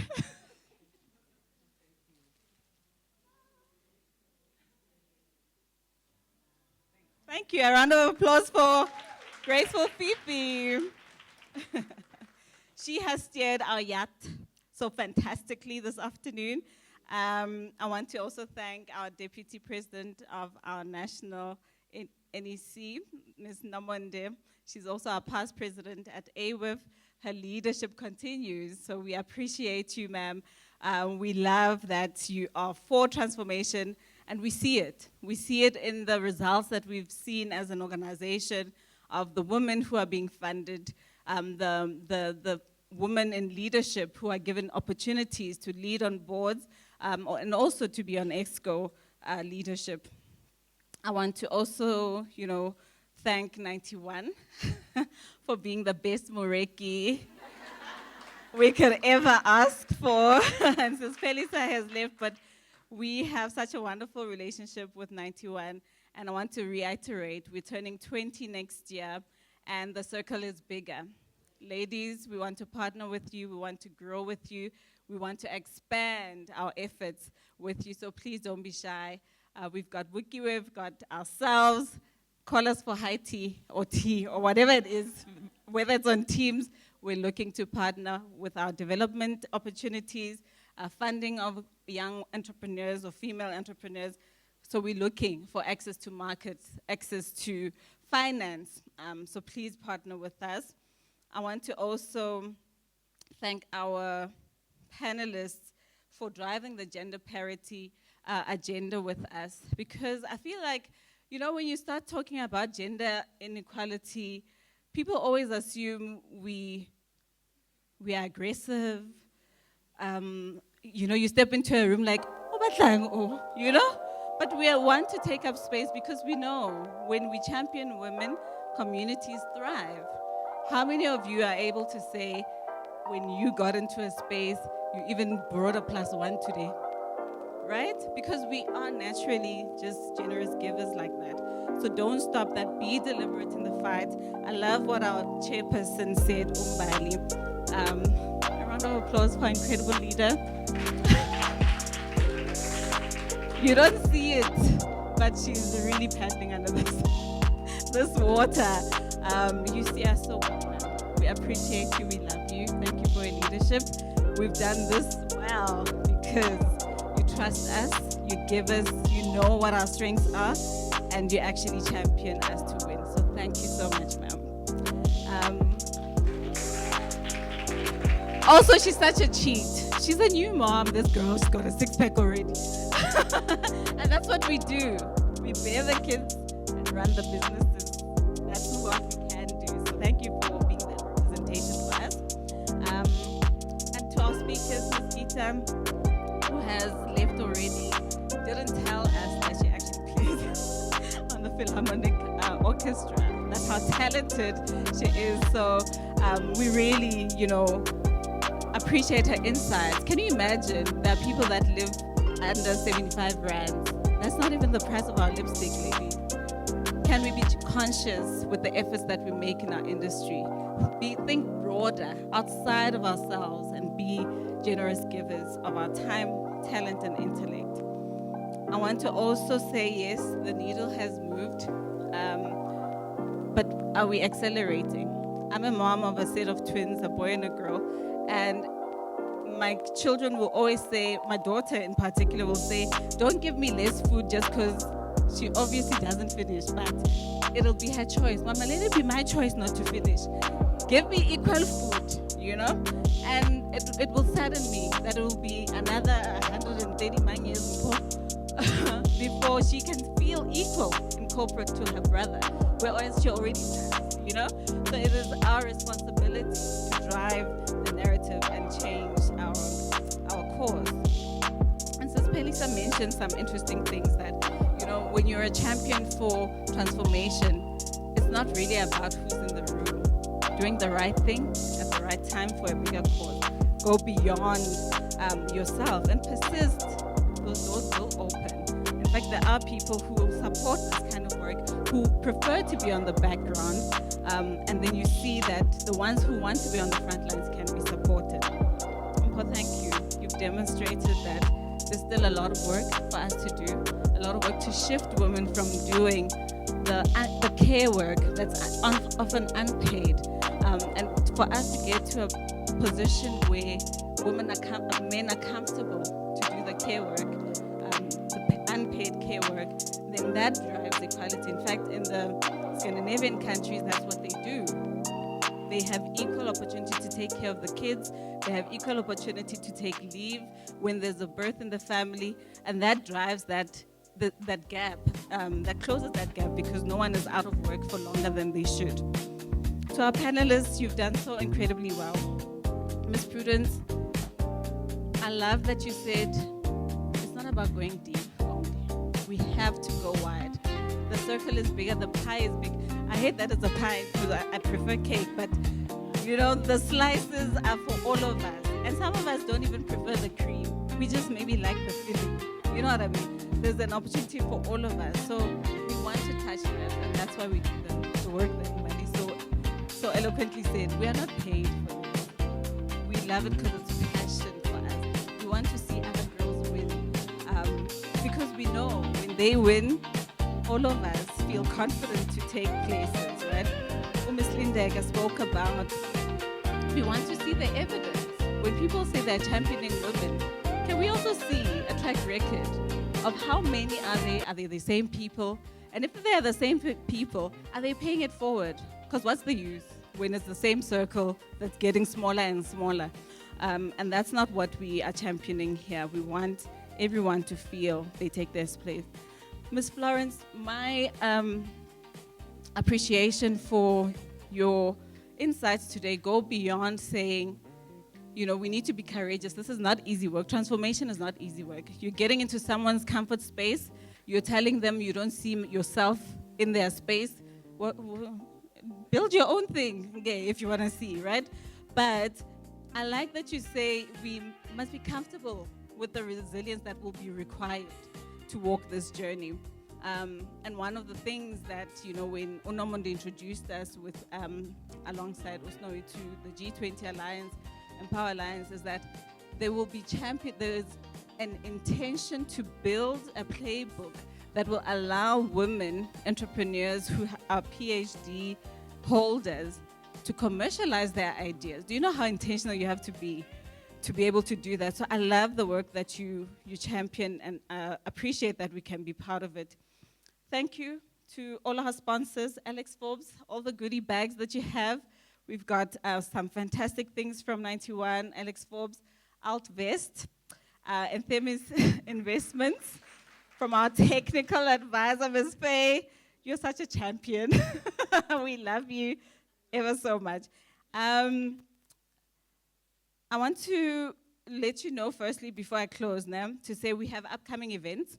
As you know, we like to be part of the conversations that are happening because we are, actively participating in our economy. We will be having an MTBPS in October, hopefully. It'll be or November, all right? So we will have that webinar. As you know, we bring in our professional economists who come through for that conversation. We want to be able to drive narratives. We want you to understand what the government is saying and how that plays in the public sector so that you can also participate. We have a self-care event. We know you look this good because you take some time off, right? But our self-care event is all about wellness. How do you get yourself to look this way and still be excellent at what you do? So we are very intentional about taking care of your mind, your mental health, your wellness, your financial wellness. So that's also coming up. We will be also circulating the G20 Empower Alliance survey to all our members and you perhaps in the room, so that you can please fill in those insights are necessary for the work that we are collaborating in. Before you go for lunch, which will be outside, I want to say to each and one of you, if you want a thing bad enough, to go out and fight for it, to work day and night for it, to give up your time, your peace, your sleep for it. If all that you dream and scheme is about it, and life seems useless and worthless without it, if you gladly sweat for it and fret for it and plan for it and lose all your terror for the opposition for it, if you simply go after that thing that you want with all of your capacity, your strength, and your sagacity, faith, hope, and confidence, and stern pertinacity, if neither cold, poverty, famine, no gout, sickness, no pain, or knees, whatever it is, of body and brain, can keep you away from the thing that you want, if dogged and grim you beseech and beset it, with the help of God, you will get it. I want you to go with love. I bless you all with love this afternoon. And please, keep your light shining. Have a fantastic evening.